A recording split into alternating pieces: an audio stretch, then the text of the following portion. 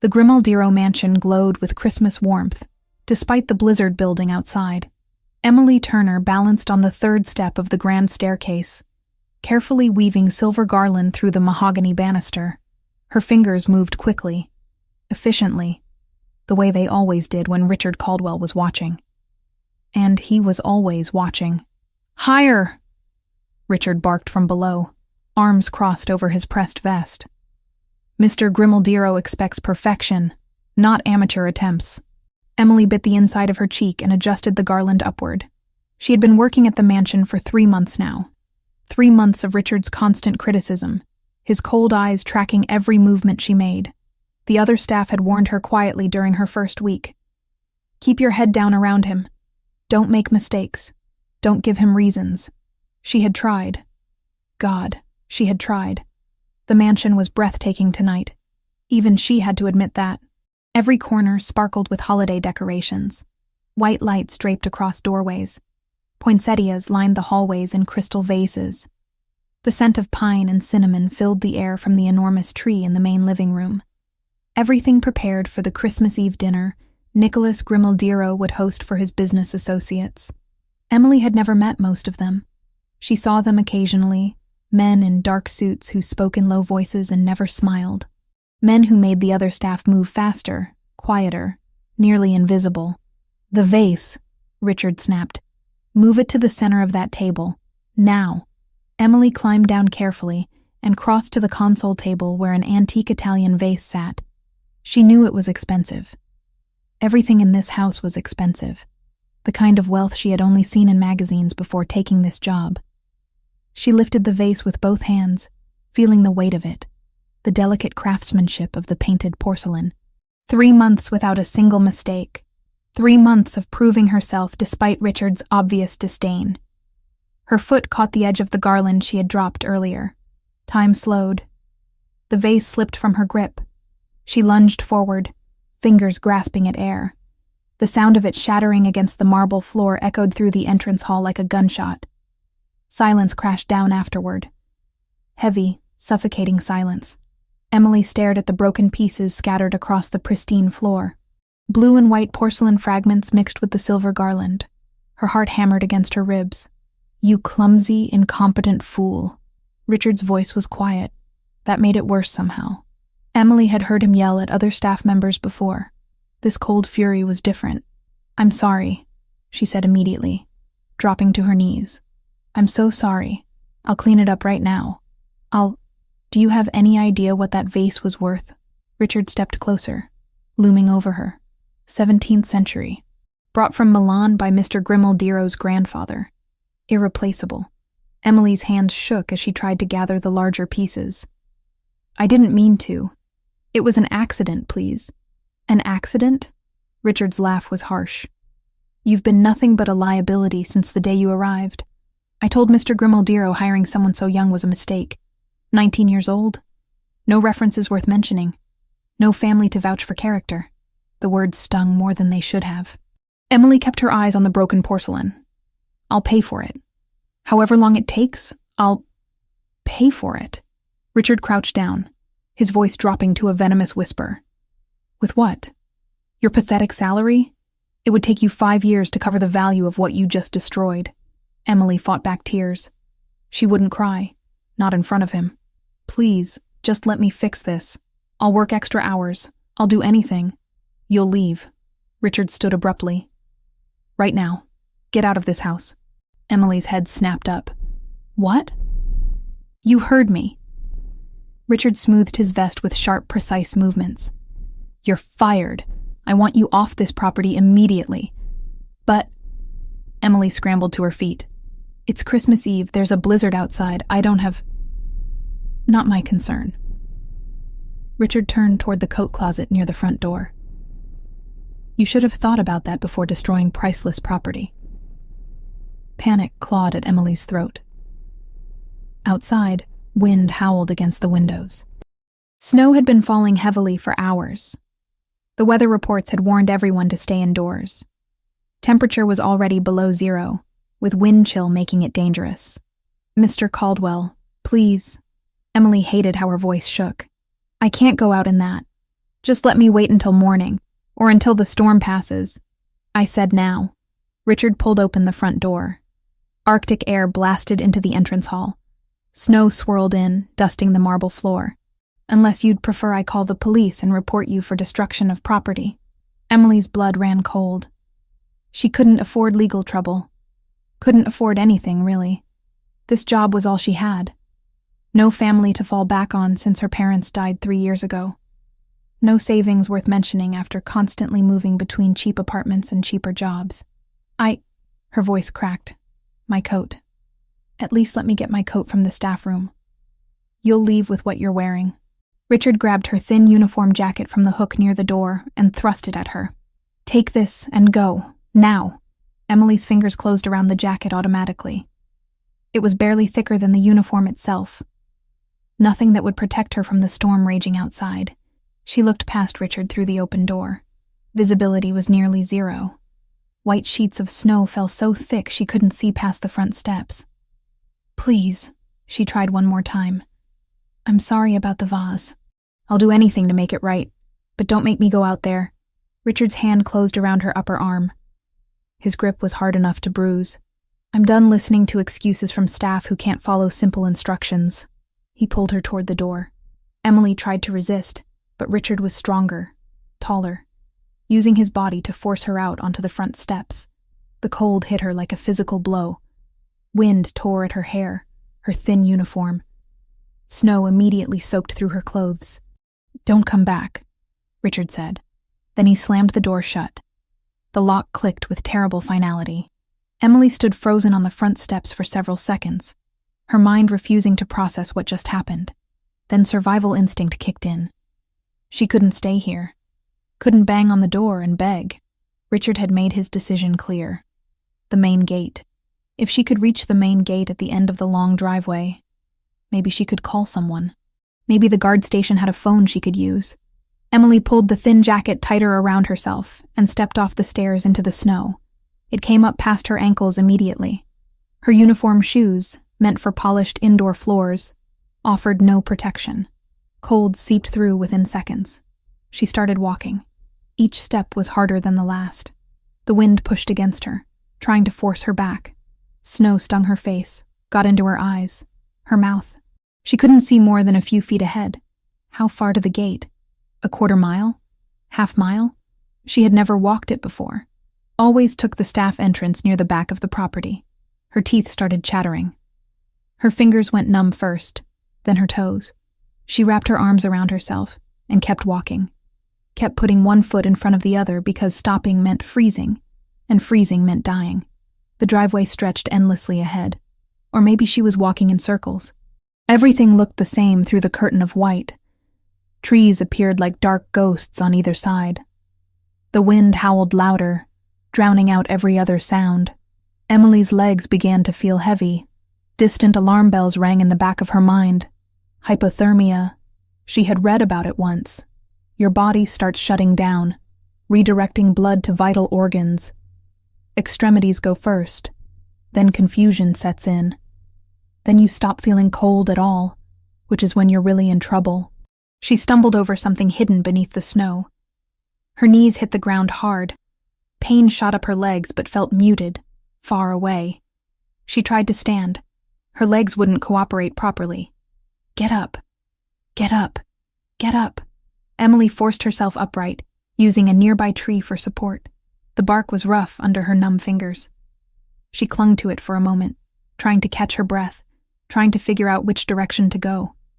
Movement was getting harder. Her body felt sluggish, unresponsive. She couldn't feel her feet anymore. Couldn't feel her hands. Just bone-deep cold that seemed to reach into her chest, squeezing her lungs. Maybe just rest for a minute. Just 1 minute. Emily sank down against the tree trunk. The snow beneath her was almost soft, almost comfortable. Her eyes drifted closed.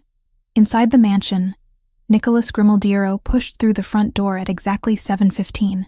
He was late returning from his meeting downtown. The roads had been a nightmare. Visibility near zero, but his driver had managed to get them back safely. He shrugged out of his coat, snow dusting the shoulders of his black suit. The entrance hall was immaculate as always. Decorations perfect. Everything in its place for tonight's dinner. But something felt wrong. Nicholas couldn't put his finger on it immediately. He scanned the hall, the staircase, the pristine marble floors. Then it clicked. No coffee. Every evening at 7, Emily brought him coffee in his study. Ethiopian blend, no sugar, exactly the right temperature. She had never missed it once in 3 months.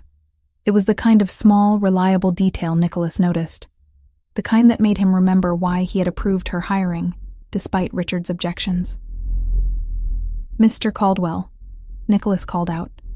Richard appeared from the direction of the kitchen, his expression carefully neutral. "Mr. Grimaldiro, welcome back." "Where's Emily?" Richard's eye twitched almost imperceptibly. "Miss Turner requested to leave early this evening. Personal matters." Nicholas studied his house manager. Something in Richard's tone was off. Too smooth. Too prepared. She didn't mention anything this morning. It was rather sudden. Richard clasped his hands behind his back. She seemed quite insistent about leaving before the storm worsened. Nicholas pulled out his phone, checking the time again. 7:17. Emily lived in a small apartment 40 minutes away by commuter train. The trains had stopped running an hour ago due to weather. How did she get home? I'm not certain. She left through the front entrance. The front entrance. Staff always used the side door near the kitchen. Nicholas's jaw tightened. When exactly did she leave? Perhaps 45 minutes ago? 45 minutes. In this storm. Something cold settled in Nicholas's chest that had nothing to do with the weather outside. "Luca," he called out sharply. His second-in-command appeared within seconds from the security office down the hall. Luca Pellegrini had worked for Nicholas for 8 years. He could read his boss's moods better than anyone. Problem? Security footage from the entrance hall. Last hour. Now. Luca's eyebrows rose fractionally, but he didn't question it. On it. They moved to the security office, a small room lined with monitors showing different angles of the property. Luca pulled up the entrance hall camera and started scrolling backward through the footage. "There," Nicholas said, pointing at the screen. The timestamp read 6:30. The footage showed Emily on her knees, gathering pieces of what looked like a broken vase. Richard standing over her. Even without audio, the body language was clear. Richard was angry. Luca increased the playback speed. They watched Richard pull Emily to the front door. Watched him push her outside into the storm. Watched him close and lock the door behind her. The office went deadly quiet. "That was 45 minutes ago," Luca said slowly. "In this storm." Nicholas was already moving. He kicked off his dress shoes and grabbed the thermal coat from the emergency closet. Luca was right behind him, pulling on boots and grabbing a high-powered flashlight. "Call the medical team," Nicholas ordered as they reached the front door. "Have them standing by." He yanked the door open. The storm had worsened, if that was possible. Wind nearly tore the door from his grip.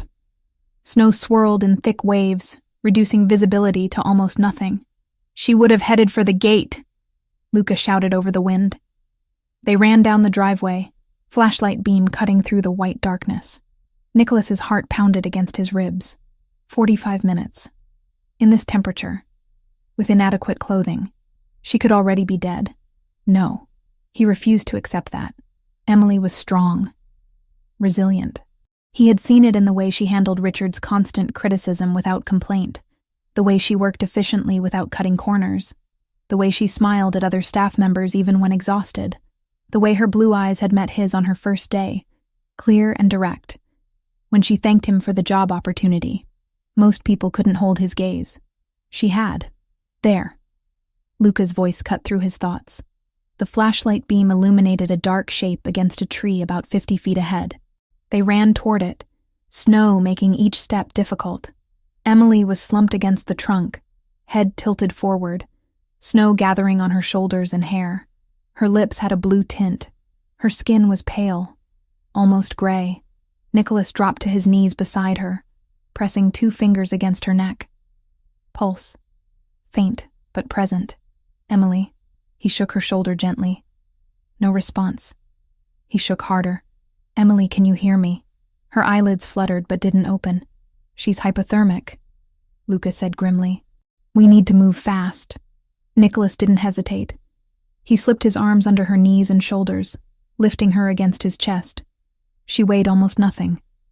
The cold radiating from her body was frightening. They ran back toward the mansion. Luca ahead with the flashlight, Nicholas carrying Emily, holding her as close as possible to share body heat. Her head lolled against his shoulder. He could barely feel her breathing. 45 minutes. Richard had left her out here for 45 minutes. Something dark and violent churned in Nicholas's chest. A rage he usually kept under iron control. Richard would answer for this. But first, Emily needed to survive. They burst through the front doors. Maria Santos, the senior housekeeper, was waiting in the entrance hall. Her eyes widened when she saw Emily's condition. "Guest suite," Nicholas ordered.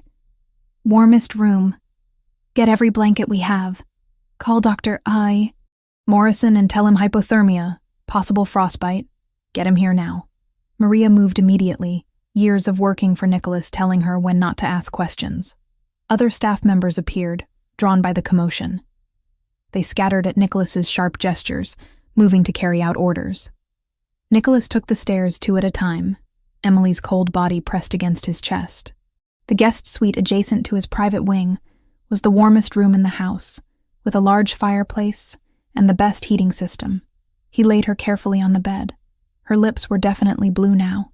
Shaking had stopped, which was worse. It meant her body was shutting down. Maria appeared with an armful of thermal blankets. "Dr. Morrison is 15 minutes out. He said to start gradual warming." Nicholas began removing Emily's snow-soaked jacket and shoes. Her skin was like ice beneath his fingers. He wrapped her in layer after layer of blankets, tucking them around her carefully. The fireplace roared to life as Luca got it going.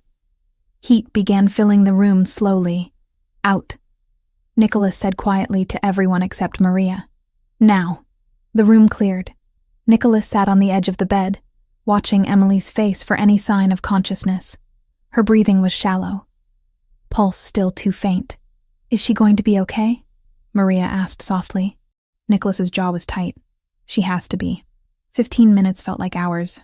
Finally, Dr. Morrison arrived, his medical bag in hand. He examined Emily quickly, efficiently, checked her vitals, her core temperature, looked at her fingers and toes for frostbite. "She got lucky," he said finally.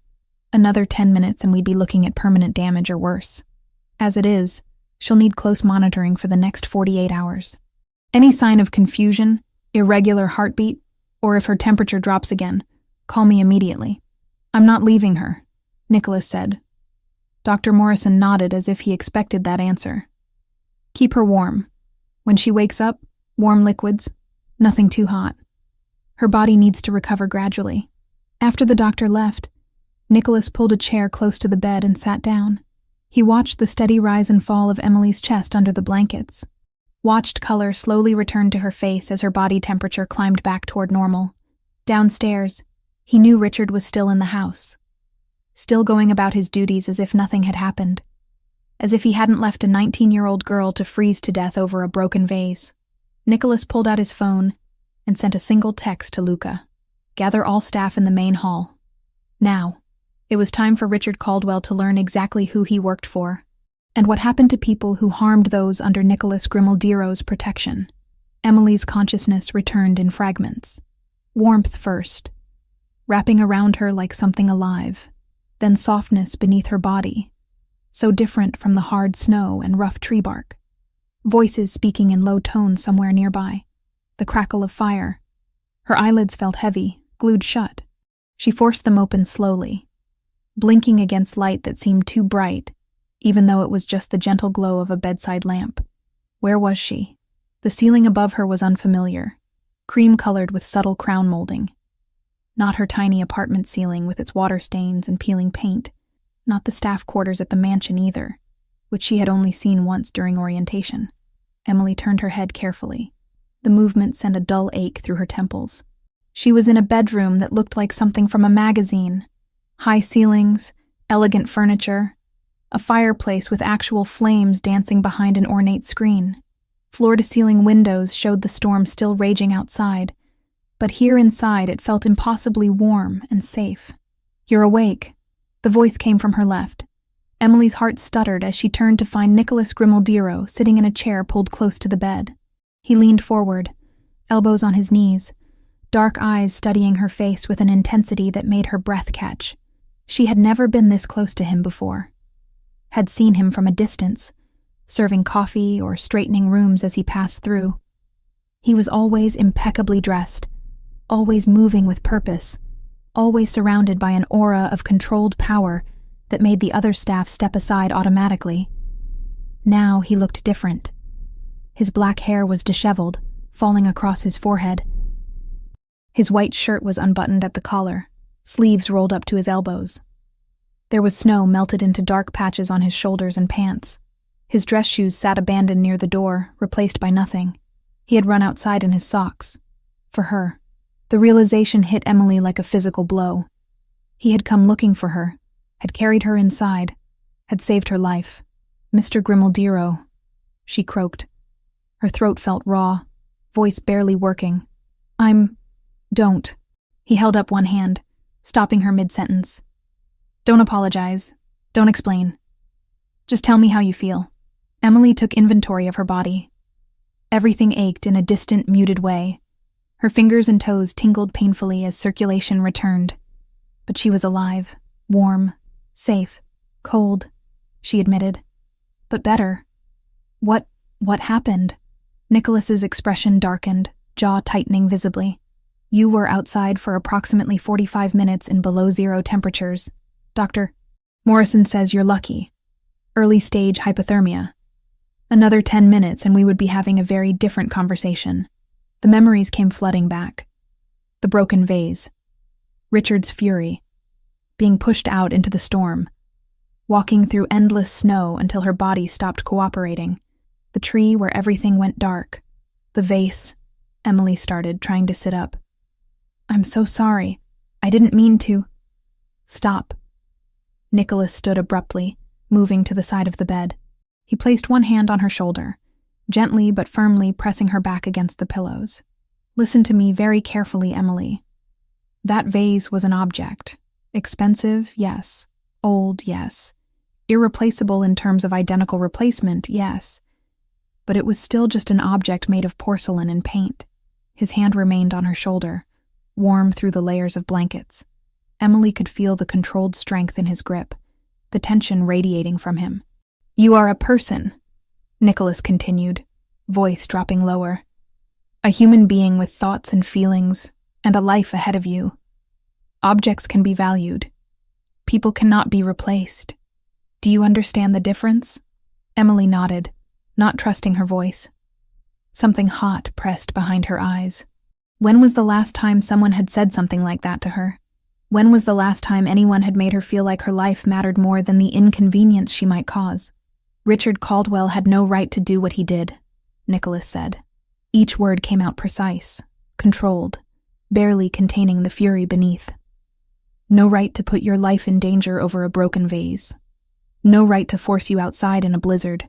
No right to refuse you basic safety." He was angry, Emily whispered. "I destroyed something valuable. I don't care if you had smashed every piece of porcelain in this house." Nicholas's hand tightened fractionally on her shoulder. "Nothing, absolutely nothing, justifies what he did." Emily stared up at him, seeing something in his face she didn't quite understand. Something fierce and protective that seemed disproportionate to her position as a maid who had only worked there 3 months. But she didn't question it, couldn't question it. She was too tired, too overwhelmed, too grateful to be alive. "Thank you," she said softly, "for coming after me, for saving my life." Something flickered across Nicholas's expression. His hand slowly released her shoulder, fingers trailing down her arm for just a second before he stepped back. "You need to rest. Dr. Morrison wants you monitored for 48 hours. You'll stay in this room where it's warm. Maria will check on you regularly." "This room?" Emily glanced around again, taking in the luxury surrounding her. "This isn't the staff quarters. No, this is the guest suite adjacent to my private wing.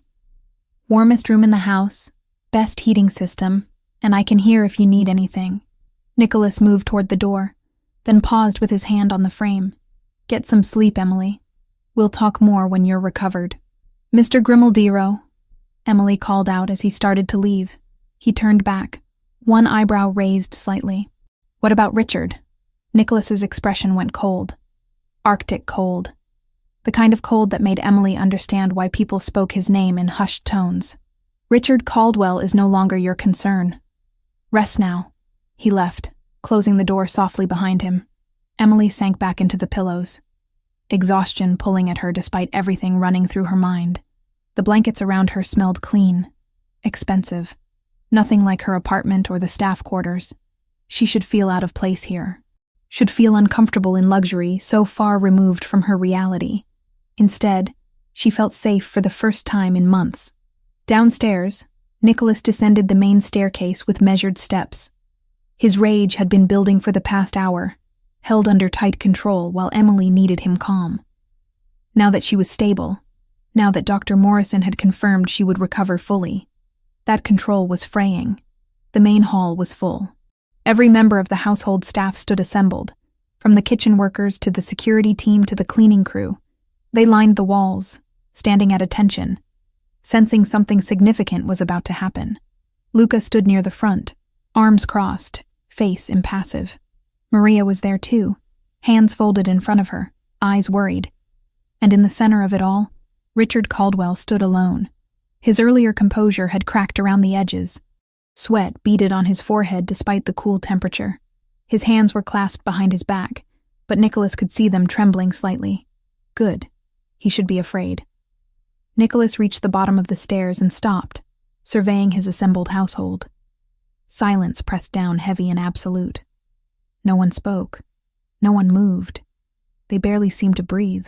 For those who don't know, Nicholas began, voice carrying easily through the space. Emily Turner was found outside on the property approximately an hour ago. She was suffering from hypothermia and near death. Gasps rippled through the staff. Eyes widened. People glanced at each other, then quickly back to Nicholas. This happened because she was forced outside into a blizzard by the man standing before you. Nicholas gestured toward Richard. Mr. Caldwell decided that a broken vase was worth more than a human life, that his personal anger justified attempted murder. It wasn't, Richard started. Speak again without permission, and I'll have Luca remove you. Nicholas cut him off sharply. Right now you listen. Richard's mouth snapped shut. A muscle jumped in his jaw, but he remained silent.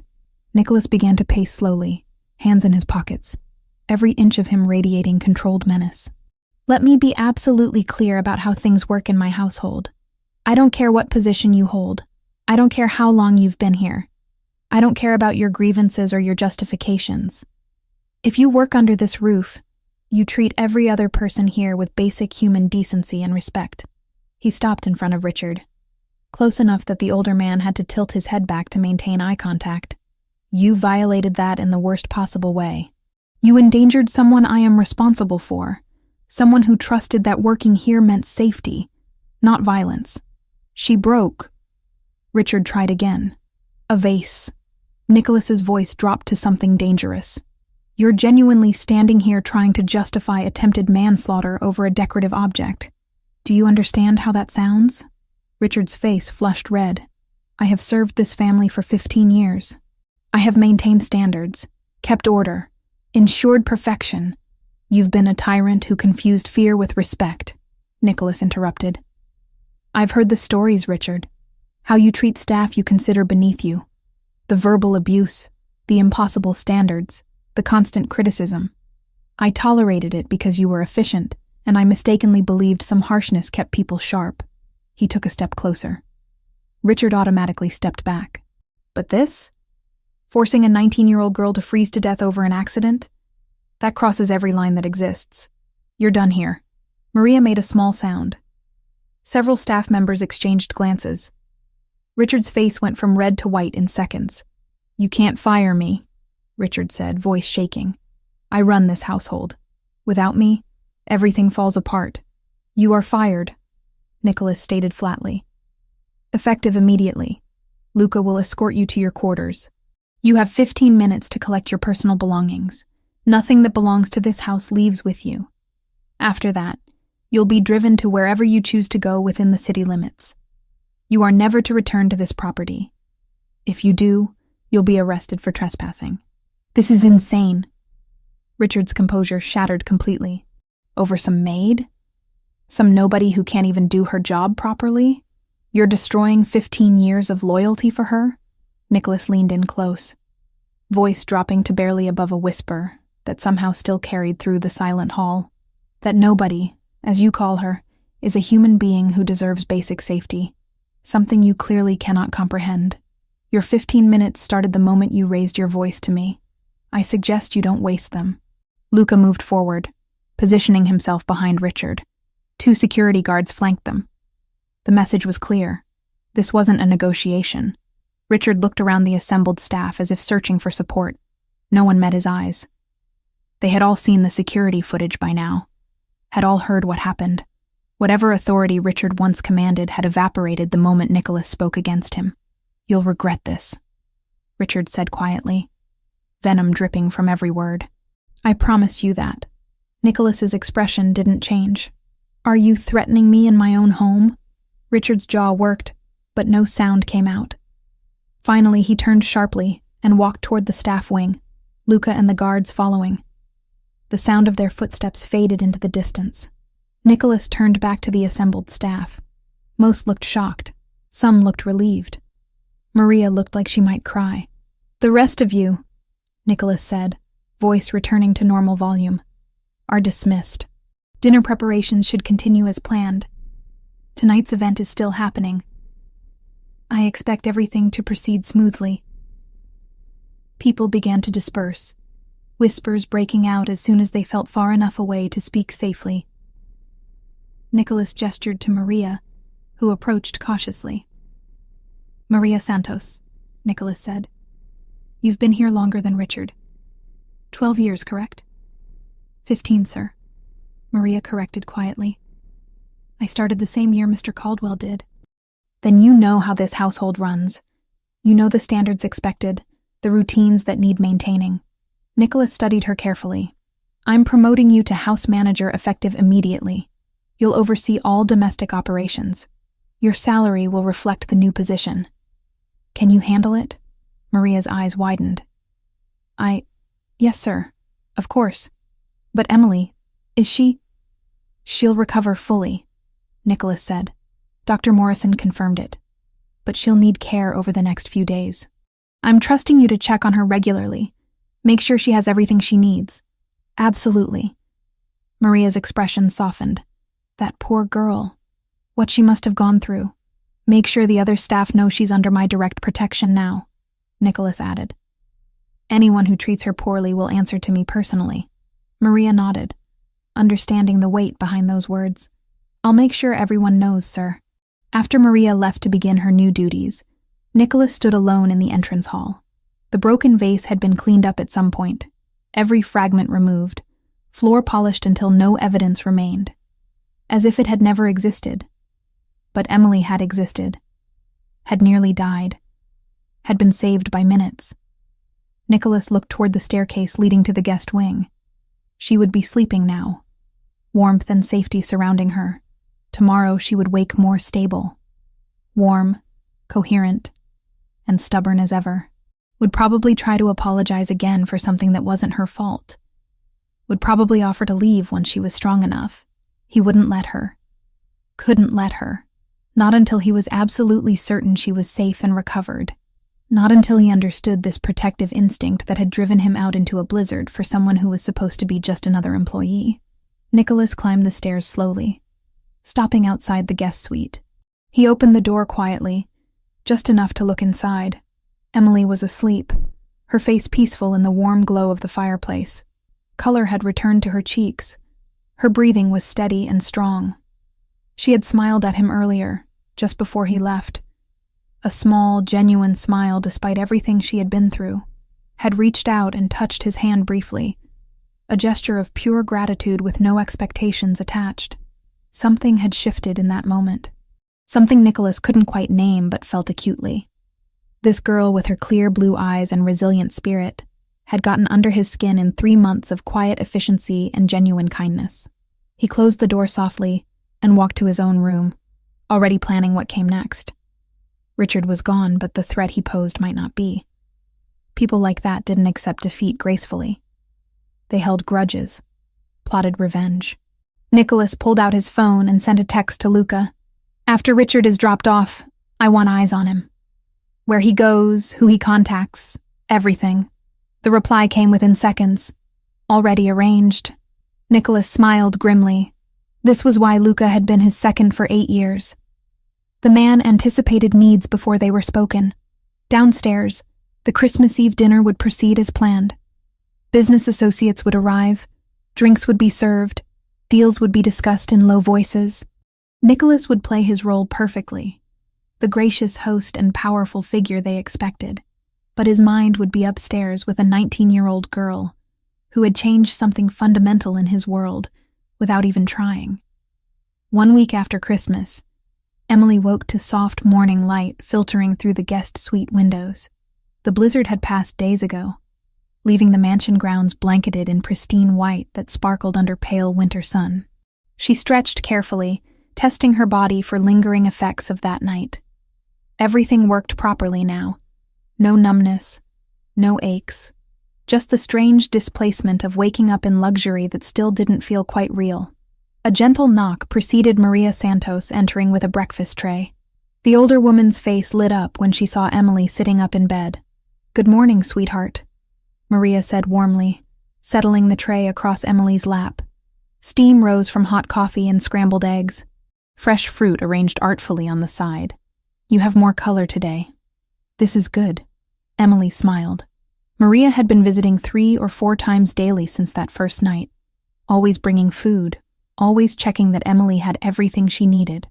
The woman's maternal concern was so genuine it made Emily's chest ache. She hadn't experienced that kind of care since her own mother died. "I feel much better," Emily assured her. "Really, I think I'm ready to get back to work." "Mr. Grimaldiro was very clear," Maria interrupted gently but firmly. "You stay in this room until Dr. Morrison says otherwise. No arguments." Emily bit back protest. She wasn't used to being taken care of. Wasn't used to staying still while other people worked around her. The guilt of not pulling her weight had been building steadily. Maria must have read her expression, because she settled into the chair beside the bed, with a knowing look. "I see that face. Stop feeling guilty for needing rest after nearly freezing to death. But everyone else is working and I'm just recovering," Maria finished. "Like you should be. Besides, Mr. Grimaldiro has been very specific about your care. I have never, in 15 years of working for that man, seen him so concerned about anyone." Emily's coffee cup paused halfway to her lips. "What do you mean?" Maria's eyes held a knowing gleam.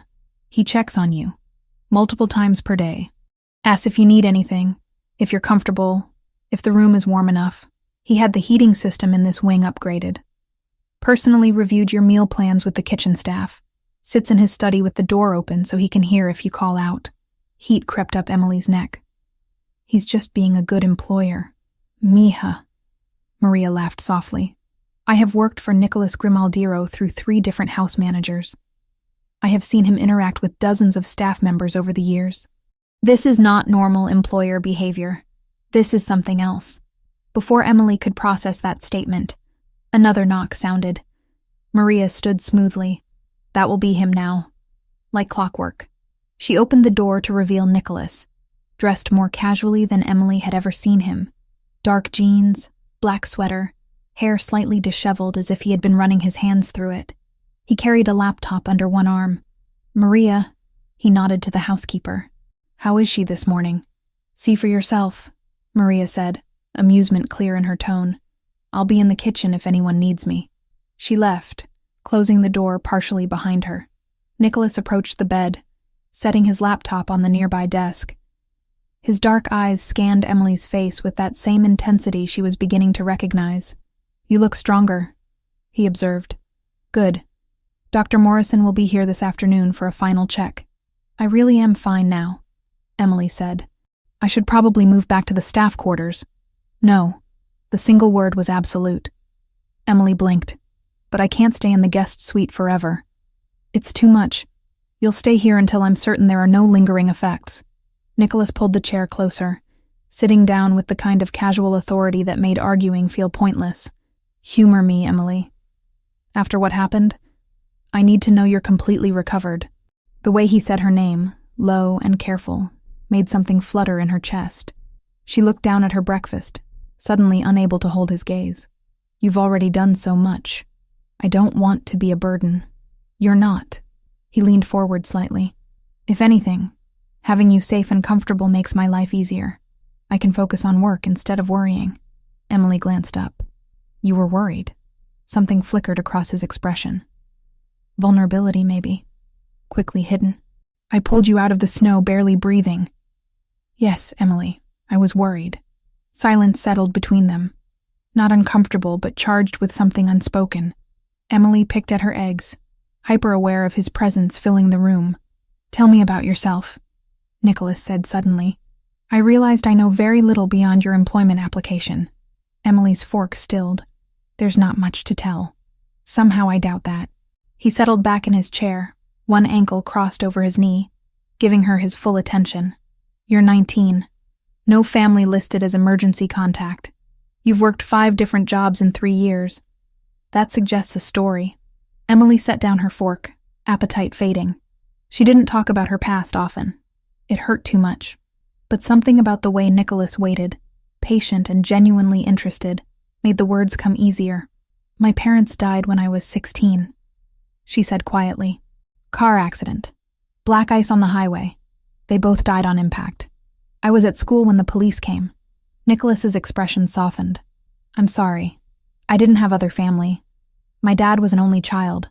Mom's parents passed when I was young. So I ended up in foster care for 2 years until I aged out. Emily traced the pattern on the blanket. The system isn't great for teenagers. I bounced between 3 different homes. None of them were terrible, but none of them were home either. And when you turned 18, I got my own apartment, smallest, cheapest place I could find. Started working whatever jobs I could get. Restaurants mostly, some retail. I was saving money for community college, but... She shrugged. Life kept happening.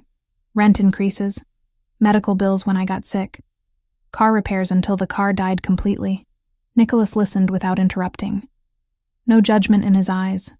No pity. Just attention, and what looked like understanding.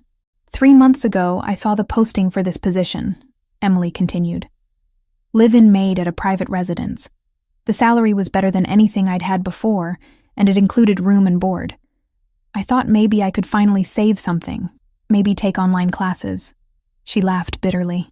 Then I broke an expensive vase and everything fell apart. No. Nicholas's voice was firm. Richard's reaction to an accident isn't your fault. None of what happened was your fault. Emily met his eyes. You really believe that? Completely. He held her gaze steadily. You deserve better than what you've had, Emily. Better than foster homes that weren't home. Better than struggling just to survive. Better than being punished for being human. Something warm unfurled in Emily's chest. She couldn't remember the last time someone had said she deserved better. Had said she deserved anything at all. What about you?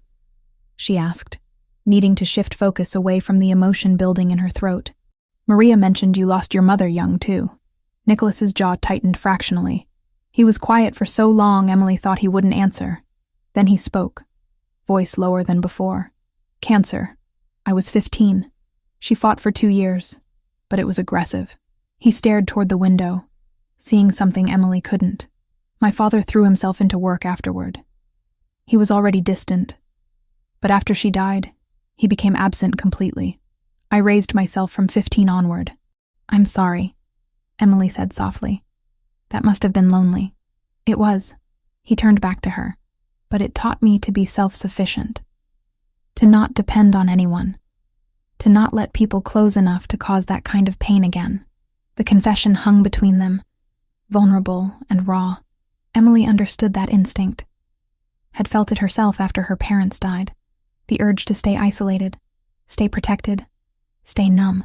Is that why you live here alone? She asked. In this big house with staff but no actual family? Nicholas's lips curved into something that wasn't quite a smile. Perceptive question. You don't have to answer. Yes, he said simply. It's easier this way. I control my environment. I don't get attached. I don't risk losing anyone who matters. Emily set her breakfast tray aside, turning to face him fully. That sounds exhausting. Always keeping everyone at a distance. It is. His dark eyes locked with hers. Most days. The air between them felt thick, charged. Emily's pulse quickened. She should look away. Should change the subject. Should maintain the professional distance that made sense given their respective positions. She didn't. Nicholas stood abruptly, the moment breaking. I should let you eat. I have work to catch up on. You don't have to leave, Emily said before she could stop herself. He paused, looking back at her. No? I mean, she fumbled for words that didn't sound desperate. If you need to work, you could stay. Work here. I don't mind the company. Something warm flickered in his expression. All right, if you're sure. Emily nodded, relieved he wasn't leaving. Nicholas retrieved his laptop and settled back into the chair, angling the screen away from her. He worked in comfortable silence while Emily finished her breakfast, the quiet broken only by occasional typing and the crackle of the fireplace. It felt domestic. Natural, like they had done this 100 times before. That afternoon, Dr. Morrison pronounced Emily fully recovered with no lingering effects. Nicholas walked the doctor out personally, while Emily finally got out of bed and showered, washing away a week of confinement. When she emerged in fresh clothes, she found Nicholas waiting in the sitting area outside the guest suite. Clean bill of health, he said, though it sounded more like a statement than a question. Yes, Dr. Morrison said I'm good to return to normal activities. Emily hesitated. I should probably get back to the staff quarters now. Let you have your space back. About that, Nicholas gestured for her to sit in the chair across from him. I have a proposition. Emily sat, curious and slightly nervous. What kind of proposition? I've been thinking about your position here. Before the incident, you were working as general household staff under Richard's supervision. Nicholas leaned forward, elbows on his knees. That position no longer exists. Maria Santos is now house manager. She needs someone she can trust to help coordinate the domestic operations. I'm offering you that position. Emily's eyes widened. Me? But I've only been here 3 months. 3 months where you've shown reliability, attention to detail, and the ability to handle difficult circumstances with grace. Nicholas ticked off points on his fingers. Maria likes you. The other staff respect you. And frankly, after what happened, I want people in management positions who I know won't abuse their power. What would the job entail? Working directly with Maria on household scheduling, staff coordination, supply management? You'd still have hands-on duties, but also administrative responsibilities. The position comes with triple your current salary, and you'd keep the room in the guest wing permanently. Emily's mind reeled. Triple her salary. A permanent room in luxury she never imagined. Working alongside Maria instead of under Richard's constant criticism. It was more than she had dared hope for. Why? She asked. Why are you doing this for me? Nicholas was quiet for a moment, his expression unreadable. Because you deserve the opportunity. Because I need people I can trust in my household. And because... He paused, seeming to choose his words carefully. Because I want you to stay. Here, where I know you're safe. The last part was said so quietly Emily almost missed it. But she heard, felt the weight of those words settle between them. I accept, she said. And thank you. For everything. I won't let you down. I know you won't. Nicholas stood, extending his hand. Emily took it, feeling the warmth and strength of his grip. He held on slightly longer than a professional handshake warranted, thumb brushing against her knuckles before releasing. The days that followed established a new rhythm. Emily moved into her new role, learning from Maria, who proved to be patient and encouraging. The older woman taught her the household systems, introduced her properly to all the staff, and gradually handed over responsibilities as Emily grew more confident. The other staff members adjusted quickly to the change. Some because they genuinely liked Emily, others because they recognized Nicholas's clear favor toward her and knew better than to cause problems. Word had spread about Richard's firing, about why it happened, about the security footage that showed everything. No one wanted to risk similar consequences. Emily noticed Nicholas spending more time at the mansion. He had meetings in his study instead of going downtown. Worked from the library instead of his office building. He joined breakfast most mornings, their conversations ranging from current events to books they had read to childhood memories that were easier to share now. She also noticed increased security, more guards patrolling the grounds, new cameras installed in previously unmonitored areas, additional checkpoints at the gates. When she asked Maria about it, the older woman just said that Mr. Grimaldiro took safety seriously, especially in winter when break-ins increased. Emily didn't push. She trusted Nicholas's judgment. If he felt additional security was necessary, she believed he had good reasons. What she didn't know was that in a small apartment across the city, Richard Caldwell sat surrounded by papers and photographs, planning his revenge, or that he had made contact with Alessandro Bianchi, head of the 'Ndrangheta organization that controlled half the ports Nicholas's businesses relied on, or that detailed floor plans of the mansion were currently being studied by men who specialized in making problems disappear. In his study, Nicholas reviewed reports from Luca about Richard's movements, every meeting tracked, every phone call recorded, every contact analyzed. The picture forming was dangerous. Richard wasn't just angry. He was actively working with Nicholas's enemies, feeding them information, helping them plan something big. Nicholas made subtle preparations, reinforced security, briefed his most trusted people, put emergency protocols in place. But he kept Emily insulated from it all. She had been through enough, deserved to feel safe and settled in her new position, deserved to smile without fear shadowing her eyes. He watched her now through his study window, crossing the snow-covered courtyard with Maria, both women laughing about something. Emily's blue eyes sparkled in the winter sun. Her cheeks flushed pink from cold. She looked happy, healthy, alive. Something fierce and protective surged through Nicholas's chest. Whatever Richard and Bianchi were planning, they wouldn't touch her. He would burn the entire city down before he let anyone hurt Emily Turner again. Luca appeared in the doorway. "Boss, we've got confirmation. Bianchi's men were seen at 3 different locations surveilling your routes. They're planning something." Nicholas turned from the window, his expression going cold and hard. "Double the perimeter security. I want eyes on every approach to this property." "And Luca?" "Yeah, boss. Emily is priority 1. If anything happens, she gets to the safe room first. Everything else is secondary." Luca nodded, unsurprised. "Understood." After his second left, Nicholas returned to the window. Emily had gone inside, but he could still see her smile in his mind, could still hear her laugh, could still feel the way his world had shifted the moment he pulled her from the snow. He had spent years keeping people at a distance, years building walls that nothing could penetrate. Then a 19-year-old girl with clear blue eyes and a resilient spirit had walked into his life and changed everything without even trying.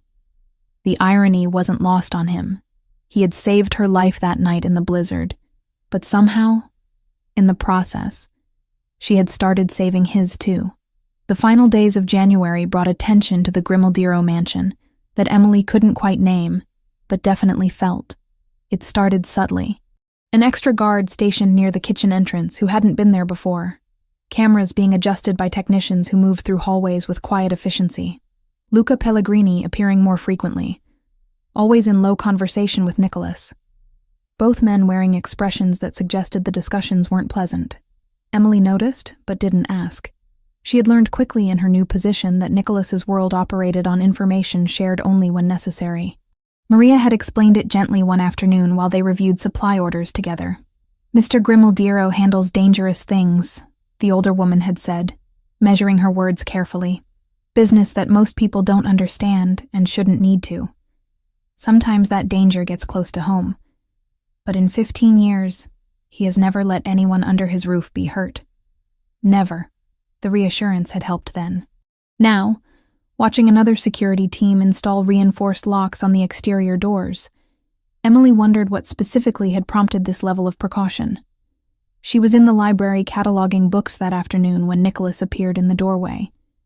He looked different from the composed man she usually saw. His black shirt was wrinkled, sleeves rolled up messily. Dark circles shadowed his eyes. Hair disheveled like he had been pulling at it repeatedly. "Emily?" His voice came out rougher than usual. "Have you seen Luca? He was in the security office about 20 minutes ago," she said, setting down her tablet. "Is everything okay?" Nicholas's jaw tightened. "Fine. Just busy." He turned to leave, but Emily caught the exhaustion in his shoulders, the tension radiating from every line of his body. This wasn't fine. This was a man carrying weight that was crushing him slowly. "Mr. Grimaldiro," she called out. He paused but didn't turn back. "Nicholas." That made him turn. She rarely used his first name, saving it for moments that felt important. This felt important. "You look like you haven't slept in days," Emily said gently. "When was the last time you ate something?" "I don't remember." He rubbed his face with one hand. "Yesterday, maybe." Emily stood, making a decision. "Come with me." "Emily, I have work." 5 minutes, she interrupted. "You can spare 5 minutes." She didn't wait for agreement, just walked past him toward the kitchen. After a moment, she heard his footsteps following. The kitchen was empty, the evening staff not due to arrive for another hour. Emily moved efficiently, preparing coffee the way she had learned he preferred. Strong, dark, no sugar. She added a plate of the small sandwiches the cook had prepared earlier, knowing Nicholas would protest a full meal, but might accept something small. "Sit," she said, gesturing to the small table in the corner where staff usually took breaks. Nicholas hesitated, then complied. He watched her move around the kitchen with an expression she couldn't quite read. When she set the coffee and plate in front of him, his fingers brushed hers briefly. The contact sent warmth up her arm. "Thank you," he said quietly. Emily poured herself coffee and sat across from him. They were quiet for several minutes while Nicholas drank and ate mechanically, like his body needed the fuel but his mind was elsewhere completely. "Whatever's happening," Emily said carefully. "You don't have to handle it alone." Nicholas's dark eyes lifted to meet hers. "You don't know what you're saying. Then explain it to me." "I can't." He set down his coffee cup harder than intended. "This isn't your world, Emily. These aren't your problems. They are if they're affecting you like this." She leaned forward slightly. "I'm not asking you to tell me business details or anything confidential. But I can see you're carrying something heavy. Sometimes just talking helps." Nicholas studied her face for a long moment. Whatever he saw there made something in his expression soften fractionally. He was quiet for so long, Emily thought he wouldn't respond. Then he spoke, voice low and controlled. "Richard Caldwell hasn't disappeared quietly." Emily's stomach dropped. "What do you mean?" "He's been meeting with people. People who have reasons to want me weakened or eliminated. People who control territories my businesses operate in." Nicholas's fingers tightened around his coffee cup. "He's been giving them information. Floor plans of this house, security schedules, routines, everything they would need to plan an attack." The blood drained from Emily's face. "An attack? Here? We've detected surveillance on multiple approaches to the property. Wiretaps picked up conversations suggesting something is being planned." Nicholas's jaw flexed. "I've reinforced security, brought in additional teams, put countermeasures in place. But the threat is real." Emily absorbed this, her mind racing. Richard wanted revenge badly enough to align with Nicholas's enemies, to potentially put everyone in the mansion at risk. "Does Maria know? The other staff?" "Maria knows enough to be careful. The others just know we're increasing security for winter months. No need to cause panic." Nicholas pushed his plate away, appetite clearly gone. "What bothers me most is that you're here. You became a target the moment Richard decided you were important to me. I'm not important. You are." The words came out firm, absolute. Richard saw that. Now his new associates see it too. "And that makes you valuable as leverage against me." Emily's hands trembled slightly. She set her coffee cup down carefully. "So, what happens now?" "I handle it." Nicholas's expression hardened. "I have people working on locating exactly what they're planning and when. Once we know, We act first. Eliminate the threat before it materializes. That sounds dangerous. It's necessary. He stood, pacing to the window that overlooked the snowy grounds. This is what I do, Emily. Threats emerge. I neutralize them.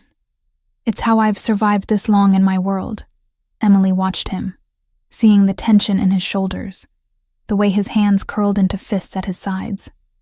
This man who seemed so unshakable, so completely in control, was barely holding it together right now. The weight of protecting everyone under his roof, of making decisions that might mean life or death, of existing in a world where violence was currency. She stood and crossed to him slowly. You don't have to do it alone, though. Yes, I do. He didn't look at her. That's the price of this life. Isolation, distance, making choices no one else should have to make. That's not true. Emily stopped beside him, close enough that she could feel the heat radiating from his body. You have Luca. You have Maria. You have people who are loyal to you. They work for me. That's different from... He cut himself off. Different from what? Nicholas finally turned to face her. Up close, she could see the exhaustion etched into his features, the worry lines around his eyes, the tightness in his jaw. Different from caring about someone in a way that makes their safety matter more than strategic advantage. The confession hung between them, raw and vulnerable. Emily's breath caught. She had known, on some level, that whatever existed between them had shifted beyond employer and employee, had felt it in the way he looked at her, the way he made sure she was comfortable, the way he had run into a blizzard to save her life. But hearing him acknowledge it out loud made it real in a way that was both thrilling and terrifying. Nicholas, she said softly, I could have left after what happened with Richard. Could have taken the settlement money I'm sure you would have offered and disappeared to start over somewhere else. No one would have blamed me. But you didn't. No, because I chose to stay. She took a small step closer. I chose to accept this position knowing your world is complicated and sometimes dangerous. I chose to trust that you would keep me safe. And I chose all of that because... She paused, heart hammering. This was crossing a line they had both been carefully dancing around for weeks. Once said, it couldn't be taken back. Because I trust you completely, she finished. Not as my employer. Not as the person who saved my life, but as someone I genuinely care about. Someone whose well-being matters to me. Someone I don't regret being near, even knowing the risks. Nicholas stared at her, something breaking open in his expression. You should regret it. You should run as far from me as possible. My life destroys good things, Emily. It corrupts them. I've seen it happen over and over. Then maybe I'm not as good as you think. Emily reached up slowly, giving him time to move away. When he didn't, she placed her palm against his cheek. His skin was warm, rough with stubble he hadn't taken time to shave. Maybe I'm someone who sees past the danger to the person underneath. Someone who knows you're carrying impossible weight and wants to help carry some of it, even if just for a few minutes. Nicholas's eyes closed. He leaned into her touch, just slightly, like a man starving for connection he had denied himself too long. His hand came up to cover hers, pressing it more firmly against his face.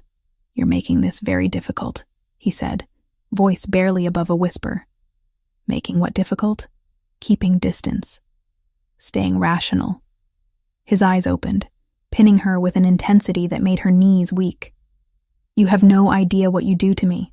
How hard it is to maintain control when you look at me like that. Like what? Like I'm not a monster. His thumb stroked across her knuckles. Like you see something worth caring about instead of something to fear. Emily's other hand rose to his chest, feeling his heartbeat thundering beneath her palm. You're not a monster, Nicholas. You're a man trying to protect the people in your life. There's nothing monstrous about that. You don't know what I've done. The decisions I've made. The blood on my hands. I know you ran into a blizzard in your socks to save someone who was just supposed to be your maid.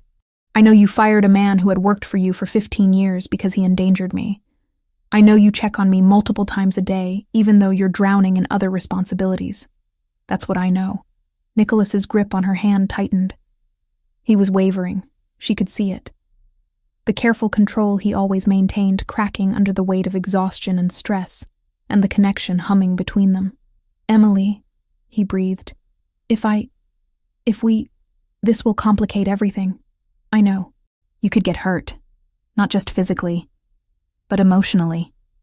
My world doesn't allow for normal relationships, for simple happiness. I know that too. She moved closer still, until barely any space remained between them.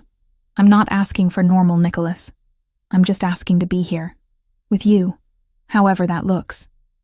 His free hand rose to her waist, pulling her against him fully. Emily's breath hitched.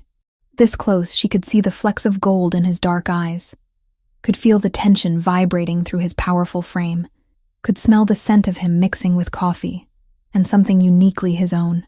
You deserve better than what I can offer, he said, but his hold on her didn't loosen. You deserve someone who can take you to normal places, who can promise you safety and stability, who doesn't have enemies planning attacks on his home. Stop telling me what I deserve. Emily's voice came out stronger than she felt. Let me decide that for myself. And right now, what I want is to be exactly where I am. Here, with you. Nicholas made a sound low in his throat, something between frustration and surrender. His hand slid from her waist to the small of her back, pressing her impossibly closer. His other hand released hers to cup her face, thumb brushing across her cheekbone with devastating gentleness. This is a terrible idea, he murmured, his gaze dropping to her mouth. Probably. I should walk away right now. But you won't. No. His forehead touched hers, breath mingling with hers in the minimal space between them. God help me, I won't. He leaned in, closing the distance. Emily's eyes fluttered shut, anticipation thrumming through every nerve. She could feel his lips hovering just above hers, could feel the moment before everything changed. Boss. Luca's voice cut through the moment like a blade. We've got a situation. Nicholas went rigid. His hands on Emily tightened reflexively for a heartbeat, before he forced himself to release her and step back. The loss of contact felt like cold water. What situation? Nicholas's voice shifted instantly. All business, despite the tension still visible in his shoulders. Luca stood in the kitchen doorway, carefully not looking at Emily. Surveillance picked up movement on the eastern perimeter. 4 men, armed, doing reconnaissance. They retreated when they spotted our cameras, but not before we got clear photos. Richard's new friends. Nicholas's expression went cold and hard. How long ago? 12 minutes. I sent a team to track, but they disappeared into the woods. Nicholas nodded once, sharp and decisive. Lock down the property. No one in or out without my direct approval. Double the guard rotation. I want eyes on every approach. Already done. Luca's gaze flicked briefly to Emily. Sir, should we... Emily is priority 1, Nicholas said before Luca could finish. If anything happens, she goes to the safe room first. Everything else is secondary. Clear? Crystal. Luca finally met Emily's eyes. Ma'am, I'll need to brief you on emergency protocols. Just precautionary. Emily nodded, trying to process everything. Armed men on the property. Reconnaissance. Safe rooms and emergency protocols. This was really happening. The abstract threat Nicholas had described was becoming terrifyingly concrete. Go with Luca, Nicholas said to her, his voice gentler now. He'll show you what you need to know. I have calls to make. Emily wanted to stay, wanted to finish the conversation they had been having, the moment they had almost shared. But she saw the shift in Nicholas's demeanor, recognized he had gone into protection mode where emotion took a back seat to strategy. Okay, she said. Be careful. Something softened in his expression for just a second. Always am. As Emily followed Luca out of the kitchen, she glanced back once. Nicholas stood at the window again, phone already to his ear, issuing orders in a low, controlled voice. He looked every inch the powerful figure people whispered about in hushed tones. Dangerous. Ruthless. Untouchable. But Emily knew better now. She had felt the man beneath that armor, had seen his vulnerability, his fear, his desperate need for connection. He wouldn't allow himself. Had almost tasted his kiss. Whatever was coming, whatever Richard and his dangerous allies were planning, Emily knew one thing with absolute certainty. She wasn't going anywhere. She had chosen to stay in Nicholas's world, with all its complications and dangers, had chosen him, and she didn't regret it for a second. The attack came at 3:47 in the morning on the first Tuesday of February. Emily woke to sounds that didn't belong in the quiet mansion. Not the usual creaks of old wood settling or wind against windows. These were sharp, purposeful sounds. Breaking glass. Shouting voices. Then the unmistakable crack of gunfire. Her body went rigid with terror. She sat up in bed, heart hammering so hard it hurt. More gunfire, closer this time. The security alarm system blared to life, red emergency lights flooding her room through the gap under the door. Emily scrambled out of bed, mind racing. The emergency protocols Luca had drilled into her 2 weeks ago flooded back. Stay in the room. Lock the door. Wait for Nicholas or Luca to come for you. Don't open for anyone else. She locked the door with shaking hands, just as footsteps pounded down the hallway outside. More shouting. Someone screaming. The sharp commands of security teams moving into position. This was real. This was actually happening. Emily backed away from the door, grabbing her phone from the nightstand. No signal. The lines had been cut or jammed. She was alone with no way to call for help and gunfire echoing through the mansion she had started thinking of as safe. The door handle rattled violently. Emily's scream caught in her throat. Then Nicholas's voice cut through her panic like a lifeline. "Emily, it's me. Open the door, now." She flew across the room, fumbling with the lock. The door burst open the second it clicked, and Nicholas was there, dressed in all black, a gun in one hand. His other hand immediately reached for her, pulling her against him. "Are you hurt?" His eyes scanned her face, her body, checking for injuries with clinical efficiency despite the chaos erupting around them. "No, I'm fine." "What's happening?" "No time." Nicholas kept his arm around her, tucking her against his side as he moved back into the hallway. "Stay close to me. Don't let go." They ran through corridors Emily barely recognized in the red emergency lighting. The sounds of fighting intensified. Glass shattered somewhere below. Men shouted orders in Italian and English. Return fire from Nicholas's security team echoed like thunder. Luca appeared at an intersection, blood streaking his temple but his expression focused and deadly calm. "East wing is secure. West wing has 2 hostiles pinned down. Maria and the others? Already in the safe room," Nicholas confirmed. "I'm bringing Emily now." They descended a staircase Emily had never used before, hidden behind what looked like a regular wall panel in the library. Down into darkness broken only by emergency lighting. The sounds of the attack faded above them, muffled by layers of concrete and steel. At the bottom, a heavy reinforced door stood open. Warm light spilled out. Nicholas ushered Emily through, and she found herself in a large underground room. Maria sat on a bench along one wall, arms around 2 younger kitchen staff members who looked terrified. 3 other household employees huddled together near supplies stacked against another wall. "Emily!" Maria stood immediately, reaching for her. "Thank God." Nicholas guided Emily to Maria, his hand lingering on her back for a moment before releasing her. "Stay here. Don't open this door for anyone but me or Luca. Understood? Where are you going?" Emily grabbed his arm, fear spiking through her. "You can't go back up there." "I have to." His dark eyes locked with hers. "This is my house, my people, my responsibility." "Nicholas, please." He cupped her face with his free hand, thumb brushing across her cheekbone. "I'll come back, I promise. But I need to know you're safe first." Before Emily could respond, he was gone. The heavy door swung shut with a sound like a tomb ceiling. Electronic locks engaged with multiple clicks. Then silence, except for the frightened breathing of the people trapped underground. Maria pulled Emily down to sit beside her. "He'll be okay. He survived worse than this." Emily wanted to believe that. Tried to. But the image of Nicholas walking back into gunfire, into danger, made her stomach twist with nausea. She had almost kissed him yesterday in the kitchen, had felt the connection between them snap into place with terrifying clarity. And now he might die before she got the chance to tell him how she really felt. Time moved strangely in the safe room. Minutes felt like hours. They heard nothing from above, the thick walls blocking all sound. Emily counted her heartbeats, then her breaths, then gave up, and just stared at the door, willing it to open with Nicholas standing on the other side. Finally, After what felt like an eternity, but was probably only 20 minutes, locks disengaged. Everyone in the room tensed. Emily stood, positioning herself in front of Maria and the others automatically. The door swung open to reveal Nicholas, Luca behind him. Both men were disheveled, blood on their clothes, though Emily couldn't tell if it was theirs. Nicholas's eyes found Emily immediately, something in his expression relaxing when he confirmed she was unharmed. "It's over," he said.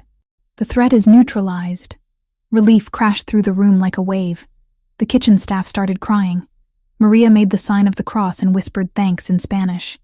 Emily just stared at Nicholas, cataloging every detail.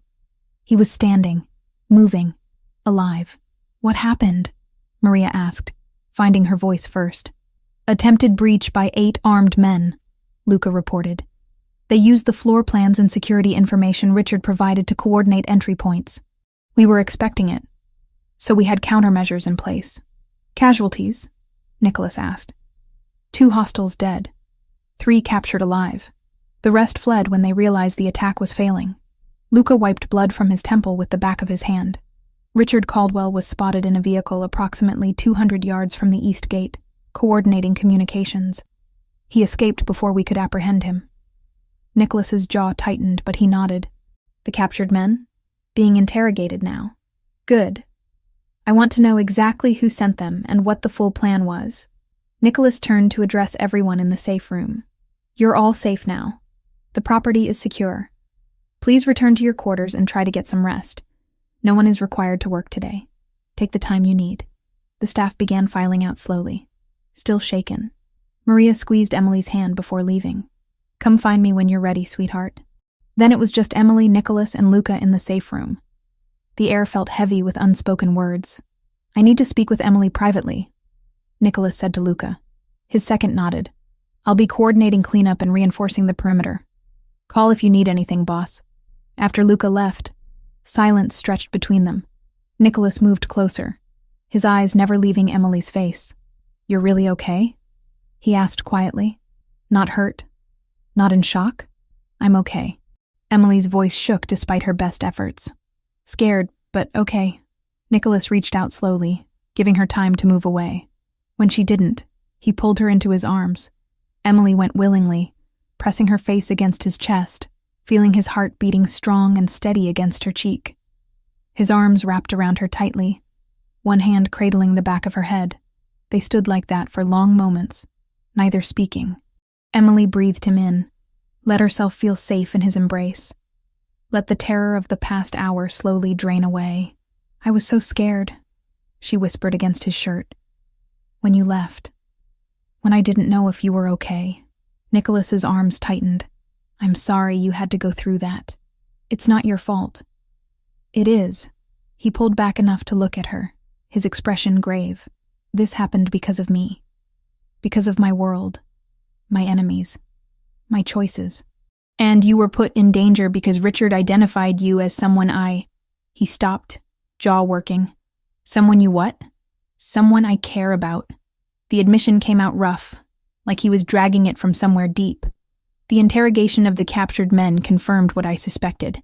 This wasn't just an attack on my property or my business. They had specific orders regarding you. Emily's blood went cold. "What kind of orders?" Nicholas hesitated, clearly not wanting to say it. "To take you alive. To use you as leverage against me." The room spun slightly. Emily grabbed his arms for support. "They were going to kidnap me? That was the plan." Nicholas's hands moved to her shoulders, steadying her. "Emily, I need you to understand something. This isn't over. Richard escaped. The organization backing him still exists. They know now that you matter to me, which makes you a permanent target as long as you're near me." Emily's mind raced, processing implications. "So what are you saying?" "I'm saying I can't keep you here." "Not safely." Pain flickered across Nicholas's face. "As much as I want you close. As much as having you in this house has become..." He stopped again, struggling with words. "I can't protect you properly if you're in the middle of an active war zone." "You want me to leave?" The words came out small. "Hurt. No. God, no." Nicholas pulled her close again, resting his forehead against hers. I want you as far from danger as possible, which is the opposite of what I want personally. But your safety matters more than what I want. Where would I go? I have a safe house in the Adirondack Mountains. Remote, secure, defendable. I'll send you there with a protection detail. Round-the-clock security, everything you need. His thumbs stroked across her shoulders. Just until I resolve this situation with Bianchi and Richard permanently. Emily's throat tightened. How long? I don't know. Weeks, maybe. A month at most. He pulled back to look at her directly. I know this isn't what you want. I know asking you to hide goes against everything independent about you. But please, Emily. Please do this for me. What about you? Emily demanded. You're staying here in danger while I run away to safety? This is my world. I was born into it, trained for it. I know how to handle threats like this. Nicholas's expression hardened. You shouldn't have to know. You shouldn't have to live looking over your shoulder wondering if today is the day someone uses you to hurt me. But that's exactly what you'll be doing, Emily argued. Looking over your shoulder, wondering if they found me, if your security is enough, if I'm safe. How is that better? Nicholas closed his eyes briefly. It's not, but at least I'll know you're somewhere they can't easily reach. Somewhere I don't have to worry about you being caught in crossfire or taken in the middle of the night. Emily understood the logic. Hated it, but understood it. Nicholas couldn't focus on eliminating threats if he was constantly worried about her immediate safety. And she couldn't pretend the attack hadn't terrified her. That the idea of armed men coming specifically for her didn't make her want to run as far as possible. Okay, she said finally. I'll go. Relief and regret mixed in Nicholas's expression. Thank you.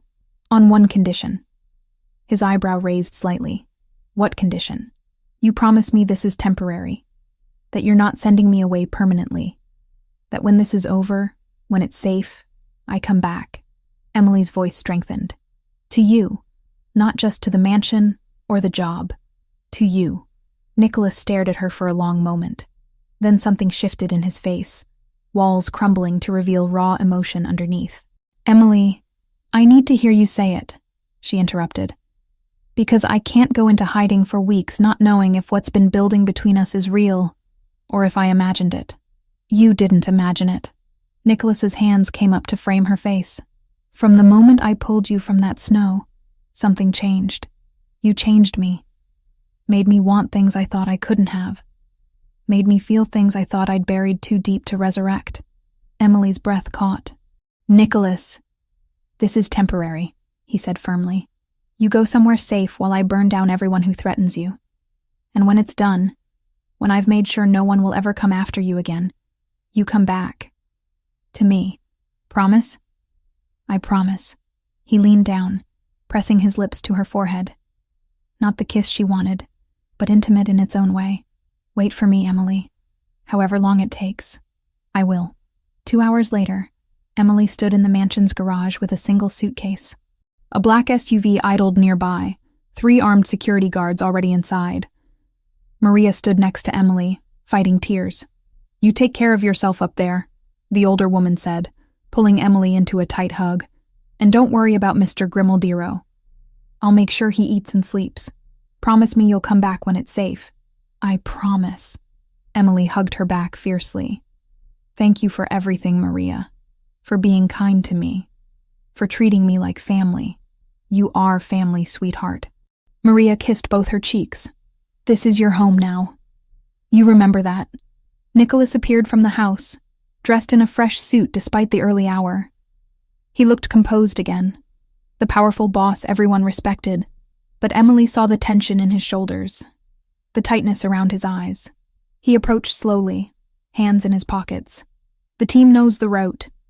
They'll drive in shifts, switch vehicles twice to ensure you're not followed. The safe house has everything you need. Satellite phone with my number programmed in. Use it anytime. Okay. Emily nodded, not trusting her voice for more. Nicholas glanced at Maria and the security team. Whatever he saw in their faces made him gesture sharply. Give us a minute.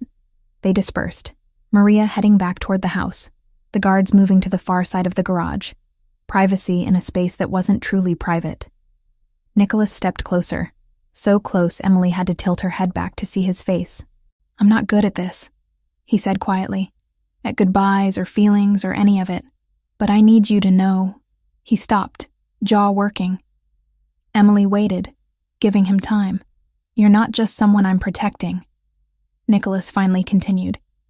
"You're someone I need, someone who makes this life bearable instead of just tolerable.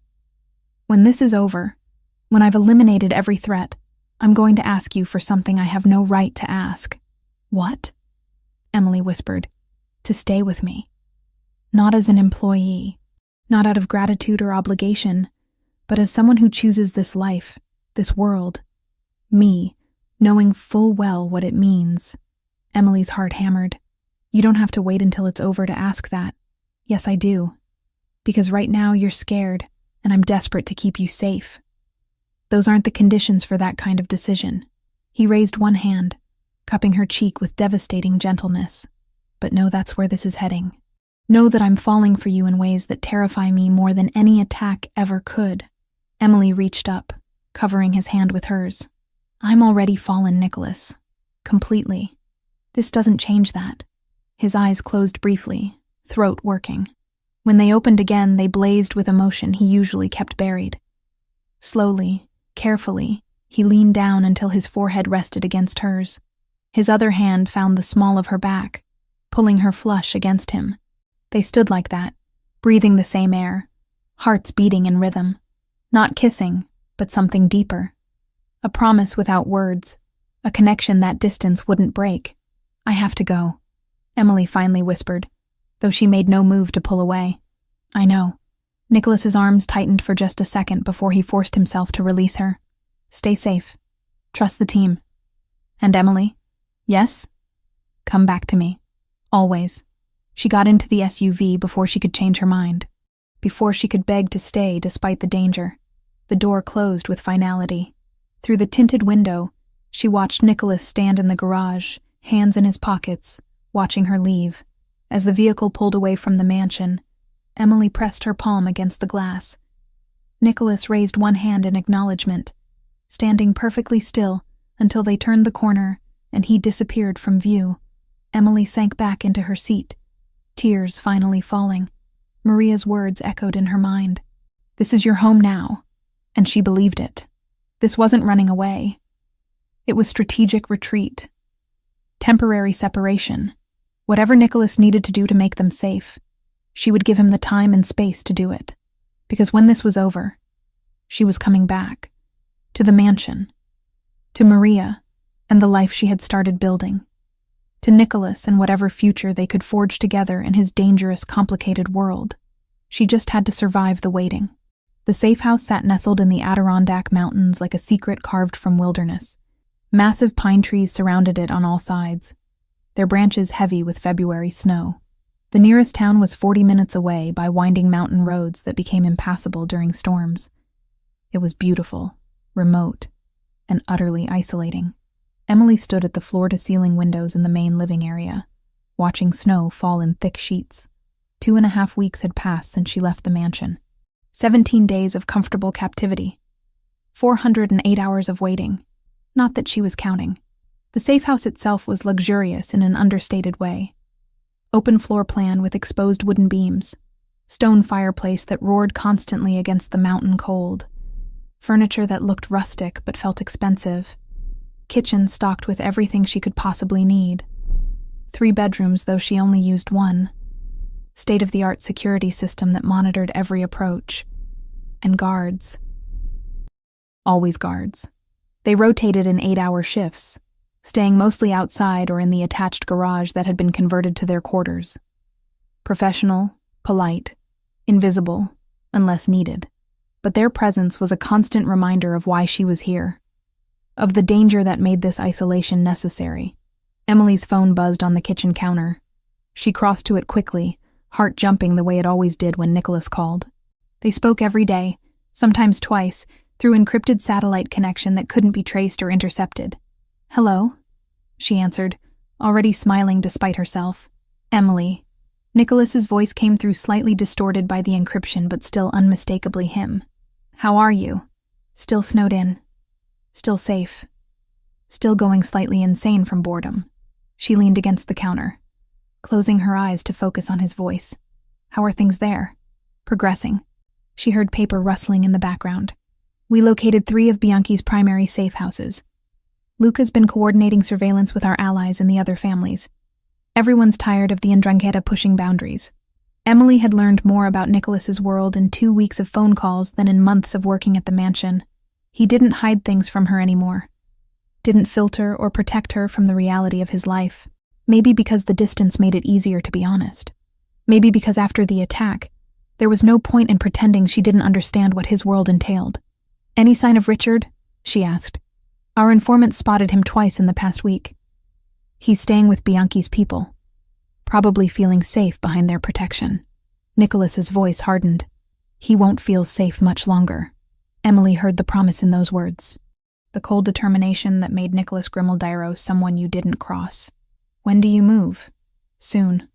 We're gathering evidence, documentation, building a case that even Bianchi can't wiggle out of. The Council of Families is convening next week.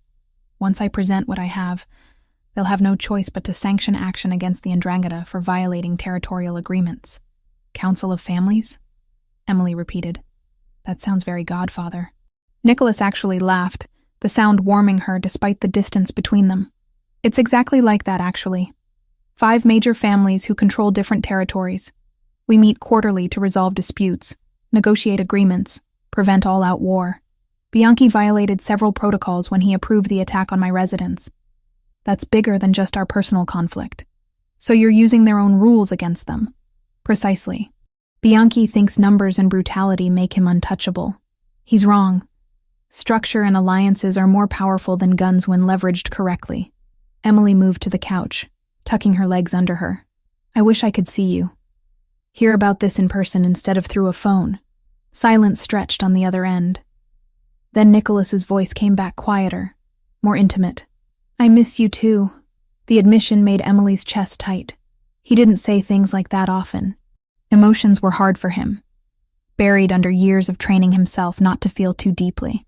When he did let something slip through, it hit harder. How much longer? She asked. Be honest with me. If everything goes as planned at the council meeting, 2 weeks, maybe 3. He paused. Richard's capture is critical. Once we have him, the threat level drops significantly. He's the one with specific knowledge about you, about the mansion, about our vulnerabilities. And you think Bianchi will just hand him over?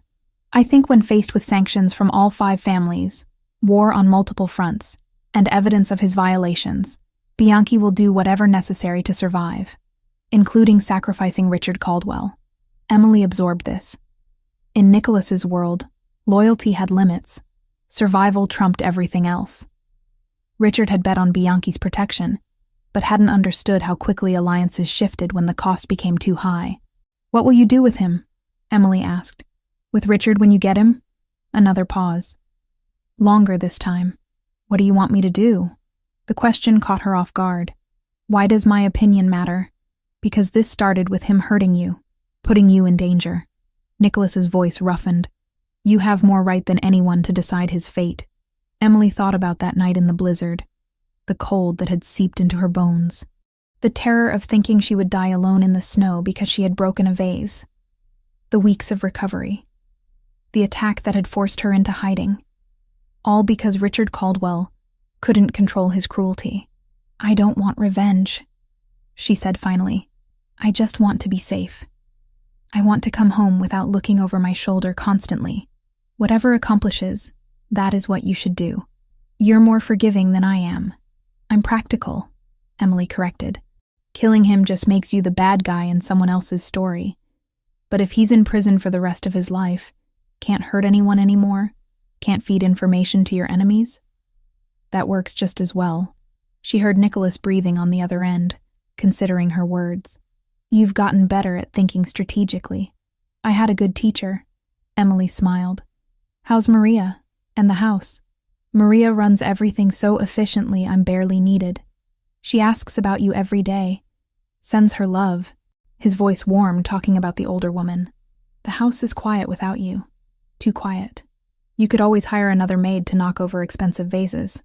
Not funny. A little funny. Emily. He said her name like a reprimand, but she heard the smile underneath.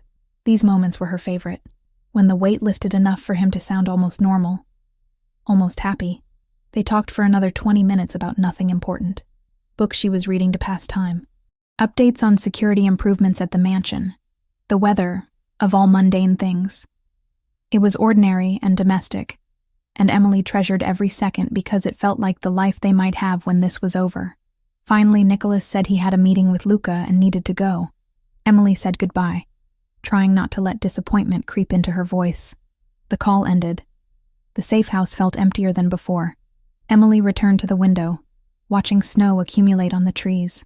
Somewhere out there, Nicholas was preparing for war, gathering evidence, coordinating allies, planning the political maneuvering that would bring down his enemies without firing another shot. It was brilliant and calculated, and completely foreign to the world she had grown up in, but it was his world. And if she wanted him, if she wanted the future he had promised, she needed to accept all of it. Not just the luxury and protection, but the danger and violence and moral complexity. Could she do that? Could she build a life with someone whose decisions involved things most people never had to consider? Who solved problems with methods that existed outside normal laws? Emily pressed her palm against the cold window glass. Yes, the answer came without hesitation. Because Nicholas wasn't just the dangerous figure people feared. He was also the man who had run into a blizzard to save her, who checked on her multiple times a day, who listened when she talked about her dead parents without trying to fix her grief, who made her feel safe and seen and valued in ways no one else ever had. The complexity was part of him. She couldn't separate the protective instincts from the capacity for violence, the gentleness from the ruthlessness. They existed together, balanced precariously, making him exactly who he was. And she loved him for all of it. The realization hit her like a physical blow. Love. Somewhere between coffee in his kitchen and emergency protocols and encrypted phone calls, she had fallen completely in love with Nicholas Grimaldiro. Emily laughed, the sound slightly hysterical in the empty safe house. Perfect timing. Stuck in the mountains with armed guards while he fought a war partially because of her. Very romantic. But it was true nonetheless. She loved him. Would wait however long necessary. Would come back to him when it was safe. Would build whatever life they could manage in his dangerous world. She just hoped he survived long enough for her to tell him. 7 days later, Nicholas sat at the head of a long table in a private room of a restaurant that closed to the public for occasions like this. Around him sat representatives from the 5 major families who controlled organized crime along the eastern seaboard. These were men who commanded empires, who decided fates with nods or silence, who had survived decades in a world where most died young. Nicholas had been attending these councils since he was 25, when his father died, and left him the Grimaldiro territories. 9 years of navigating alliances and conflicts, of learning when to push and when to retreat, of building respect through careful action rather than loud threats. Today he would use every lesson learned. Alessandro Bianchi sat 3 seats down, flanked by his lieutenants. The 'Ndrangheta boss was in his 50s, gray-haired and expensive-suited, with eyes that showed no remorse for anything he had ever done. He hadn't wanted to come. Nicholas knew that from intelligence reports. But refusing a council summons was itself a violation that would turn everyone against you. "Gentlemen," the mediator began. An elderly man named Vincent Costa, who belonged to no family, but was trusted by all. "We convene to address accusations brought by Nicholas Grimaldiro against Alessandro Bianchi and the 'Ndrangheta organization. Nicholas, present your case." Nicholas stood, pressing a button on the remote in his hand. The screen on the wall behind him lit up with security footage from the night of the attack. Armed men breaching his property, gunfire, the tactical precision that could only come from insider information. 3 weeks ago, 8 armed men attacked my residence. Nicholas began, voice calm and controlled. This was not random violence. This was coordinated assault using detailed intelligence about my security systems, staff schedules, and property layout. He clicked to the next slide. Photographs of Richard Caldwell meeting with known 'Ndrangheta soldiers. timestamps proving the meetings happened after Richard's termination from the mansion. The intelligence came from Richard Caldwell, my former house manager, who was terminated for endangering a staff member's life. Rather than accept his dismissal, Caldwell approached the Ndrangheta with an offer: information in exchange for their assistance in what he called teaching me a lesson. More photos. Surveillance of the attackers before the assault. Clear images of faces that matched known Bianchi employees. The attack violated 3 separate articles of our territorial agreements. Nicholas continued. Article 4. Residential properties are neutral ground. Article 7. Civilian staff are not legitimate targets. Article 12. Conflicts between families must be mediated through counsel before violent action. He turned to face Bianchi directly. Alessandro, you approved this attack knowing it violated our agreements. Your men specifically targeted non-combatant staff. One of your lieutenants coordinated with Caldwell to plan the breach. And you did all of this without bringing your grievance, whatever it may be, before this council first. Bianchi's expression remained neutral, but Nicholas saw the calculation in his eyes. I deny these accusations. What proof do you have that I authorized anything? Caldwell is a disgruntled former employee seeking revenge. Perhaps he acted independently. Nicholas had expected this. He clicked to the next slide. Wiretap transcripts. Audio recordings of Bianchi himself authorizing payment to Caldwell, discussing the attack timeline, planning how to exploit any intelligence gained. These recordings were obtained legally through surveillance warrants on known criminal activity, Nicholas said, which was partially true. They prove beyond doubt that you authorized, funded, and coordinated this attack. The room went silent. The other family representatives studied the evidence with expressions ranging from disapproval to calculation. Bianchi had crossed a line everyone recognized. If Nicholas's residence could be attacked without council approval, so could theirs. Vincent Costa reviewed the documents Nicholas provided. After several minutes, he looked up. Alessandro, you have opportunity to respond. Bianchi stood slowly. I may have had conversations with Caldwell about Nicholas's business practices. Perhaps money exchanged hands, but I never specifically authorized an attack on his residence. If my men exceeded my instructions, that's their failure, not mine. Your men who you selected, funded, and coordinated. Nicholas countered. Your personal phone appears in these recordings. Your authorization signature on payment transfers.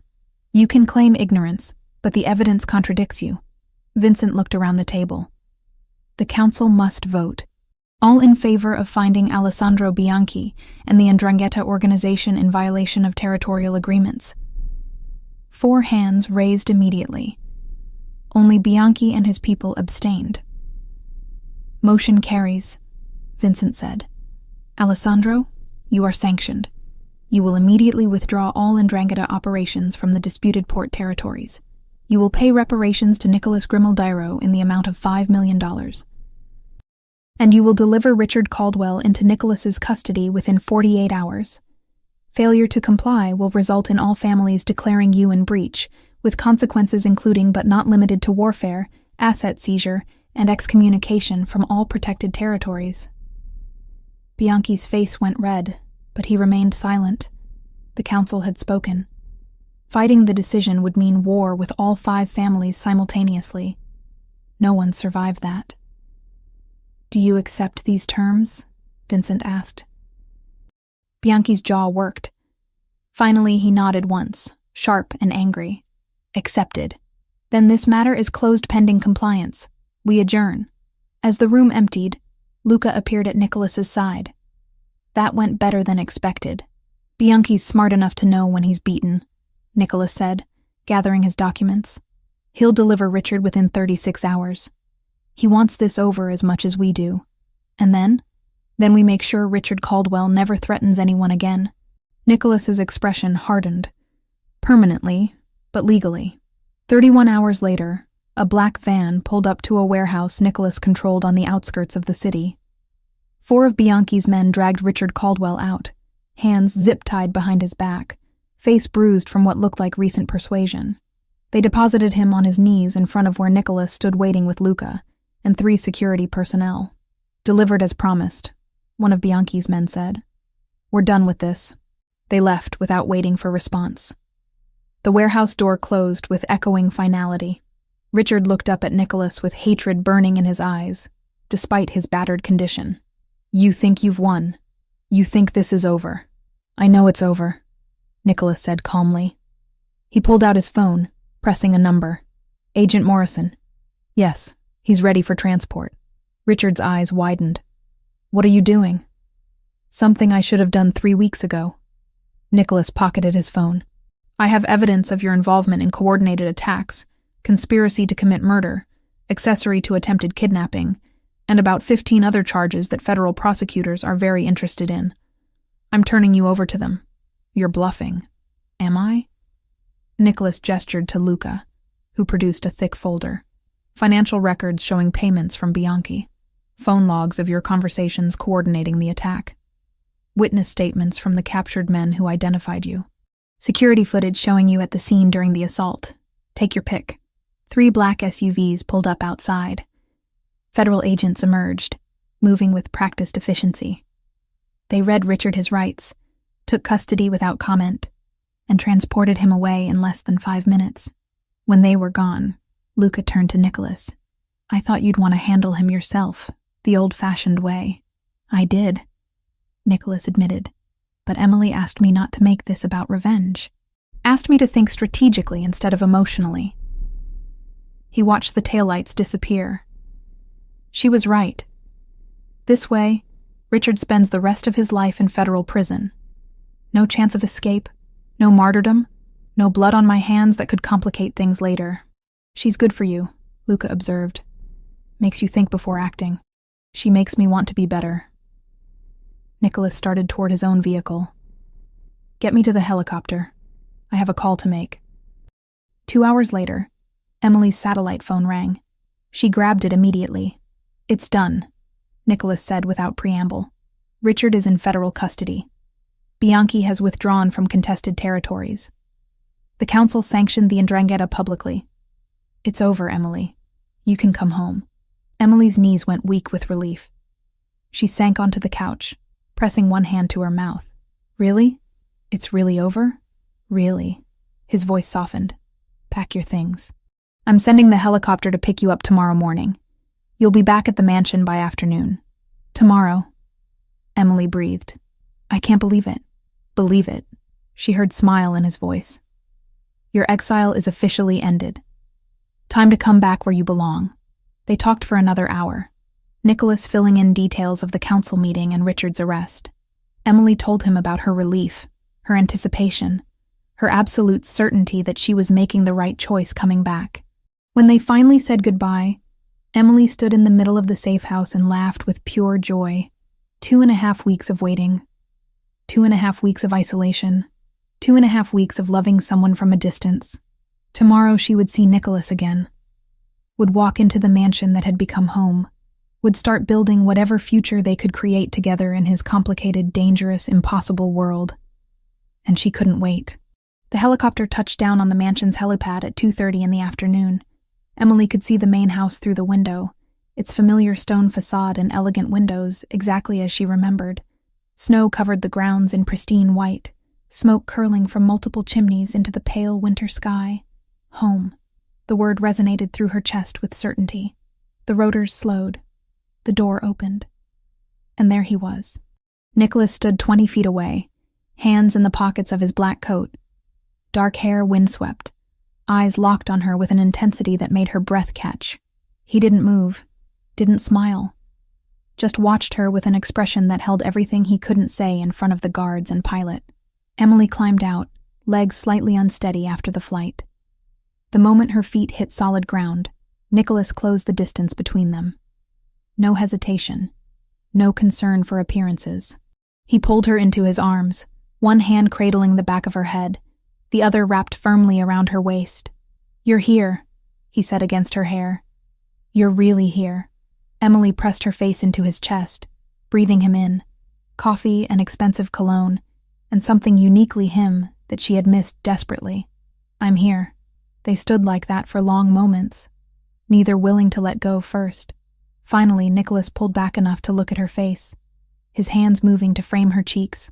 His thumbs brushed across her skin like he was confirming she was real. How was the flight? Long. Beautiful. I don't care. Emily laughed slightly. I just want to go inside, see Maria, sleep in a real bed, not think about armed guards for at least 24 hours. Nicholas smiled, the expression transforming his usually serious face. That can be arranged. He kept one arm around her as they walked toward the house, her bag carried by security who maintained respectful distance. The back entrance opened before they reached it. Maria stood in the doorway, her face crumpling the moment she saw Emily. Mija! The older woman rushed forward, pulling Emily from Nicholas's embrace into her own. Gracias a Dios, you're home safe. Emily hugged her back fiercely, unexpected tears springing to her eyes. I missed you so much. We missed you too. The house has been too quiet without you. Maria pulled back, examining Emily's face critically. You look tired, thin.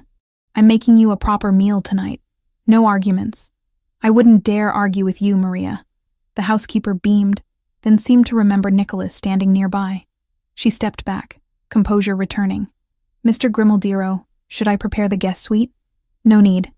I'll show Emily to her permanent quarters. Nicholas's hand found the small of Emily's back. We'll be down for dinner at 7. Maria's knowing smile suggested she understood more than was being said. Of course, sir. I'll have something special prepared. Nicholas guided Emily through familiar hallways that somehow looked different now. Brighter, maybe. More welcoming. They climbed the main staircase where everything had started with a broken vase and cruel punishment. Emily's hand trailed along the banister, remembering that night while simultaneously feeling how far she had come since. But Nicholas didn't take her to the guest suite, or even the wing where her room had been. Instead, he led her to a part of the mansion she had never accessed before, a set of double doors made of dark wood with subtle carvings. He opened them to reveal a glass-enclosed winter garden. Emily's breath caught. Floor-to-ceiling windows on 3 sides overlooked the estate's grounds. Snow-covered gardens stretched in every direction, trees heavy with white, the distant mountains creating a stunning backdrop. Inside, the space was warm despite the glass walls. Comfortable furniture arranged around a central fireplace, bookshelves along one wall, plants thriving in the controlled environment, a telescope pointed toward the sky. This is my private space, Nicholas said quietly. I don't bring people here. Ever. Emily understood the significance. This was his sanctuary, the place he retreated when the weight of his world became too much. And he was sharing it with her. It's beautiful, she whispered. Nicholas closed the doors behind them, sealing them in warmth and privacy. I wanted somewhere neutral, somewhere that isn't your room or mine, somewhere we could just talk without roles or expectations. Emily turned to face him, seeing vulnerability in his expression that he rarely allowed. Okay, let's talk. He moved closer slowly, giving her space to retreat if she wanted. She didn't. When he stopped inches away, the air between them felt charged with everything unspoken over weeks of separation. I've been thinking, Nicholas began, about what I want to say when you came back, rehearsing it in my head during meetings and strategy sessions, and every moment I wasn't actively focused on eliminating threats. And what did you want to say? That these past weeks were torture. His hand rose to her face, fingers gentle against her cheek. Worse than any negotiation I've endured. Worse than any physical threat I've faced. Because you were somewhere I couldn't see you, couldn't protect you directly, couldn't just walk down the hall and confirm you were safe.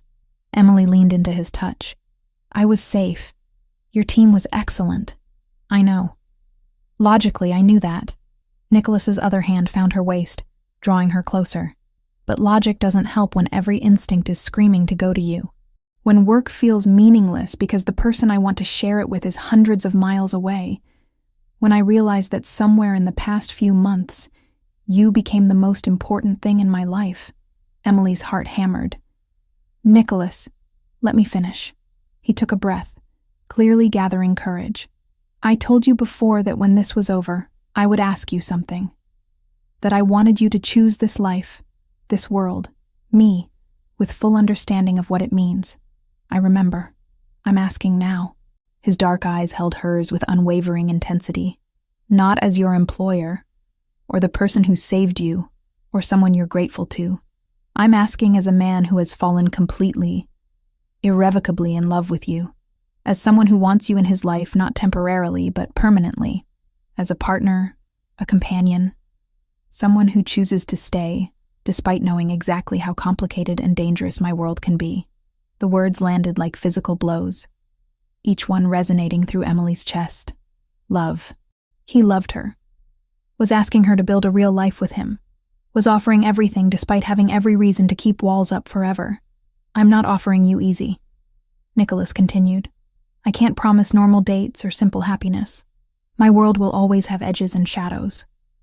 There will always be threats, always be situations that require difficult choices. But I can promise you'll never face any of it alone, that I will protect you with everything I have, that you matter more to me than territories or power or any of it. Emily reached up, placing both hands on his chest, feeling his heart racing beneath her palms. I made my choice weeks ago, Nicholas. Maybe even months ago, back when you first carried me in from the snow. I've been waiting for you to catch up. Emily, I love you. The words came out strong, certain. Not because you saved me or gave me a job or kept me safe. I love you because of who you are when the armor comes down. Because you listen when I talk about my parents. Because you ran into a blizzard in your socks. Because you're trying to be better than the world you were born into while still surviving in it. Because you make me feel valued and seen and chosen in ways I never imagined. Nicholas's grip on her tightened. You understand what you're choosing? Really understand? Yes. I'm choosing you, your world, your complexity, your dangerous life, and the man you are within it. All of it. Emily moved closer until no space remained between them. I'm not afraid of the shadows, Nicholas. Not if you're there with me. Something broke in his expression. The last barrier crumbling. His forehead dropped to rest against hers, eyes closing as he breathed her in. I don't deserve you. Probably not, Emily said with a small smile. But you're stuck with me anyway. Nicholas laughed, the sound rough with emotion. Then he was kissing her. It wasn't gentle or tentative. It was months of restraint breaking. Weeks of separation ending. Everything unspoken finally finding expression. His mouth moved against hers with hunger tempered by reverence. One hand tangled in her hair, while the other pulled her flush against him. Emily's fingers curled into his shirt, holding on, kissing him back with everything she felt. Time stopped meaning anything. There was just this, his taste, his warmth, the solid strength of him surrounding her. The way he kissed her like she was precious and necessary, and entirely his. The way she felt safe and wanted and home in his arms. When they finally broke apart, both breathing hard, Nicholas kept her close. His thumb traced her swollen bottom lip with devastating gentleness. Stay with me, he said quietly. Not in the guest room. Not as an employee with separate quarters. Stay with me. Emily's answer was to kiss him again. The months that followed brought changes both subtle and significant. Emily's position shifted from assistant house manager to something that defied easy categorization. She worked with Maria on household operations, but also began involvement in the legitimate business ventures that comprised half of Nicholas's empire. Import operations, real estate holdings, investment portfolios. The legal side that balanced the illegal. She enrolled in online business administration courses through a respected university, studying at night in the winter garden that had become their shared space. Nicholas often worked beside her, both of them comfortable in companionable silence broken by occasional questions or observations. Maria continued running the household with impressive efficiency, but her relationship with Emily deepened into something genuinely maternal. The older woman offered advice on navigating Nicholas's world, shared stories from 15 years of observing him grow from a young man thrust into power to the person he was now, and treated Emily's presence as the best thing that could have happened. The household staff adapted quickly. Some because they genuinely respected Emily and saw how she made their normally intense boss actually smile. Others because they recognized the shift in dynamics and knew better than to cause problems. But respect became genuine over time, as Emily proved herself capable, fair, and willing to work alongside them, rather than above them. 2 months after her return, Nicholas hosted a formal dinner for his business associates.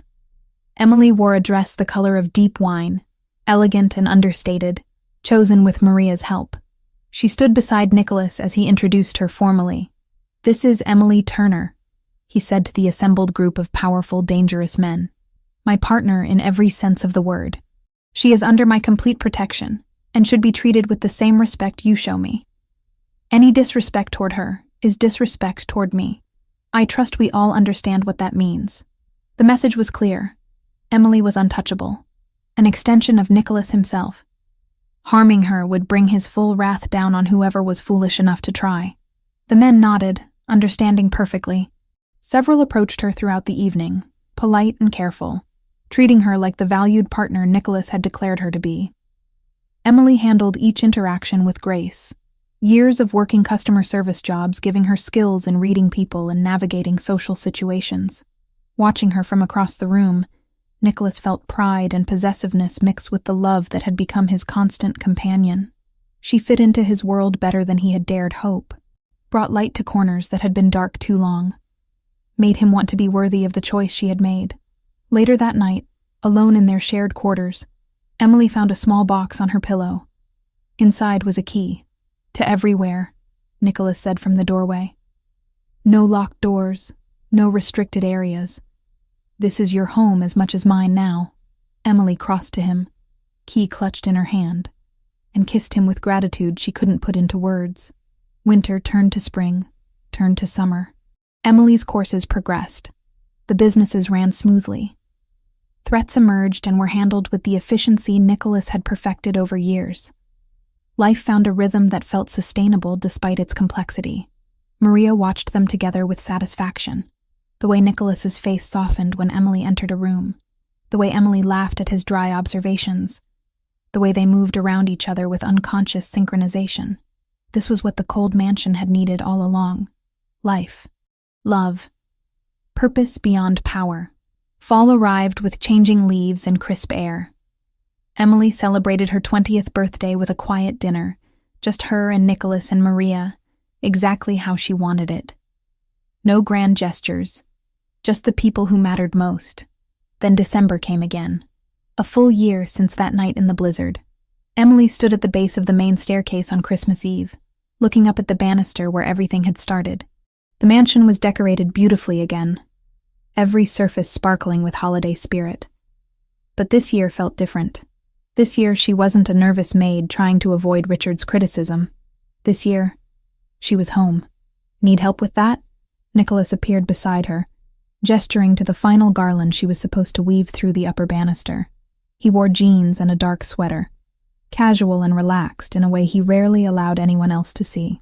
"I've got it," Emily said, starting up the stairs. "The last time you said that, you broke a priceless vase and nearly died." Emily laughed, pausing to look back at him. "Are you ever going to let me live that down?" "Never." But he climbed the stairs behind her, positioning himself to hold the ladder she didn't actually need. "I'm just here for moral support." "Moral support," Emily repeated, grinning as she wove the garland through. "Is that what we're calling it? And to catch you if you fall." My hero. They worked together in comfortable quiet, Emily decorating while Nicholas steadied things and handed her supplies. When she reached for the final piece, a golden star meant for the very top, Nicholas caught her hand. "Wait," he said. Emily looked down at him, confused. He was staring at her left hand with an expression she couldn't quite read. Then she realized. A ring circled her fourth finger where there had been nothing that morning. Platinum, elegant and understated, with a deep blue sapphire catching the light. Her breath stopped. "Nicholas?" He climbed the last few steps until they were level, his hand still holding hers. "I had a whole speech planned. Maria helped me rehearse it. But now that the moment is here, I don't remember any of it." Emily stared at the ring, then at him, heart racing. Are you asking you to marry me?" Nicholas finished. "Properly, officially, with a ring and a question, and the hope that you'll say yes even though I'm doing this on a staircase which probably isn't romantic at all." "It's perfect," Emily whispered. "It's exactly right. This is where everything started. Where you broke my vase and I nearly lost you. Nicholas brought her hand to his lips, kissing just above the ring. Where the worst night led to the best thing in my life. It seemed appropriate to make it where I ask you to make this permanent. Yes. The word came out without hesitation. Yes, I'll marry you. Absolutely, yes. Nicholas's smile transformed his entire face. He pulled her into a kiss right there on the stairs, both of them laughing against each other's mouths, the golden star forgotten in Emily's other hand. From the entrance hall below, Maria stood watching with tears streaming down her face and a smile that could have lit the entire mansion. This was what she had hoped for when she saw them together that first week. Two broken people finding wholeness in each other. Two lonely souls creating family. Love blooming in a house that had forgotten what it felt like. Told you, she whispered to herself, dabbing at her eyes with her apron. I knew from the beginning. That night, after the star was finally placed and the decorations complete, Emily and Nicholas stood in the winter garden watching snow fall gently outside. Her hand rested in his, the sapphire ring catching firelight. Any regrets? Nicholas asked quietly. About what? Choosing this life. This world. Me. Emily turned to face him fully, bringing his hand to her heart. Not a single one. You gave me more than I ever imagined possible. A home, a family. Love that feels safe and real and permanent. How could I regret any of that? My world is still dangerous, and we'll face it together. She rose on her toes, kissing him softly. That's what partners do. Nicholas held her close, breathing in the scent of her hair, feeling the steady beat of her heart against his chest. A year ago, he had been alone in this mansion, isolated by choice and circumstance, convinced that safety meant distance and control meant never letting anyone close. Then a clumsy, kind, resilient girl had stumbled into his life by breaking something expensive, had survived his world's cruelty and chosen to stay anyway, had loved him despite every reason not to, had transformed everything simply by existing. Thank you, he said against her hair. For what? For choosing me. For staying. For making me believe I could have this. Emily pulled back to look at him, seeing the vulnerability in his dark eyes, the genuine wonder that she had said yes. I'll choose you every day, Nicholas. For the rest of my life. That's what this ring means. Outside, snow continued falling. Inside, in the winter garden of the Grimaldiro mansion, two people who had saved each other held tight to the future they would build together. Complicated and dangerous and imperfect, but theirs. Completely, irrevocably theirs. And exactly 1 year after the worst night of Emily Turner's life, she celebrated the best decision she had ever made, saying yes to the man she loved, saying yes to the life they would share, saying yes to forever in a world she had chosen with eyes wide open and heart completely willing. Maria was right. This house had needed life and love. Now it had both in abundance. And the story that began with a broken vase and a blizzard ended with a ring, a promise, and two people who had found home in each other.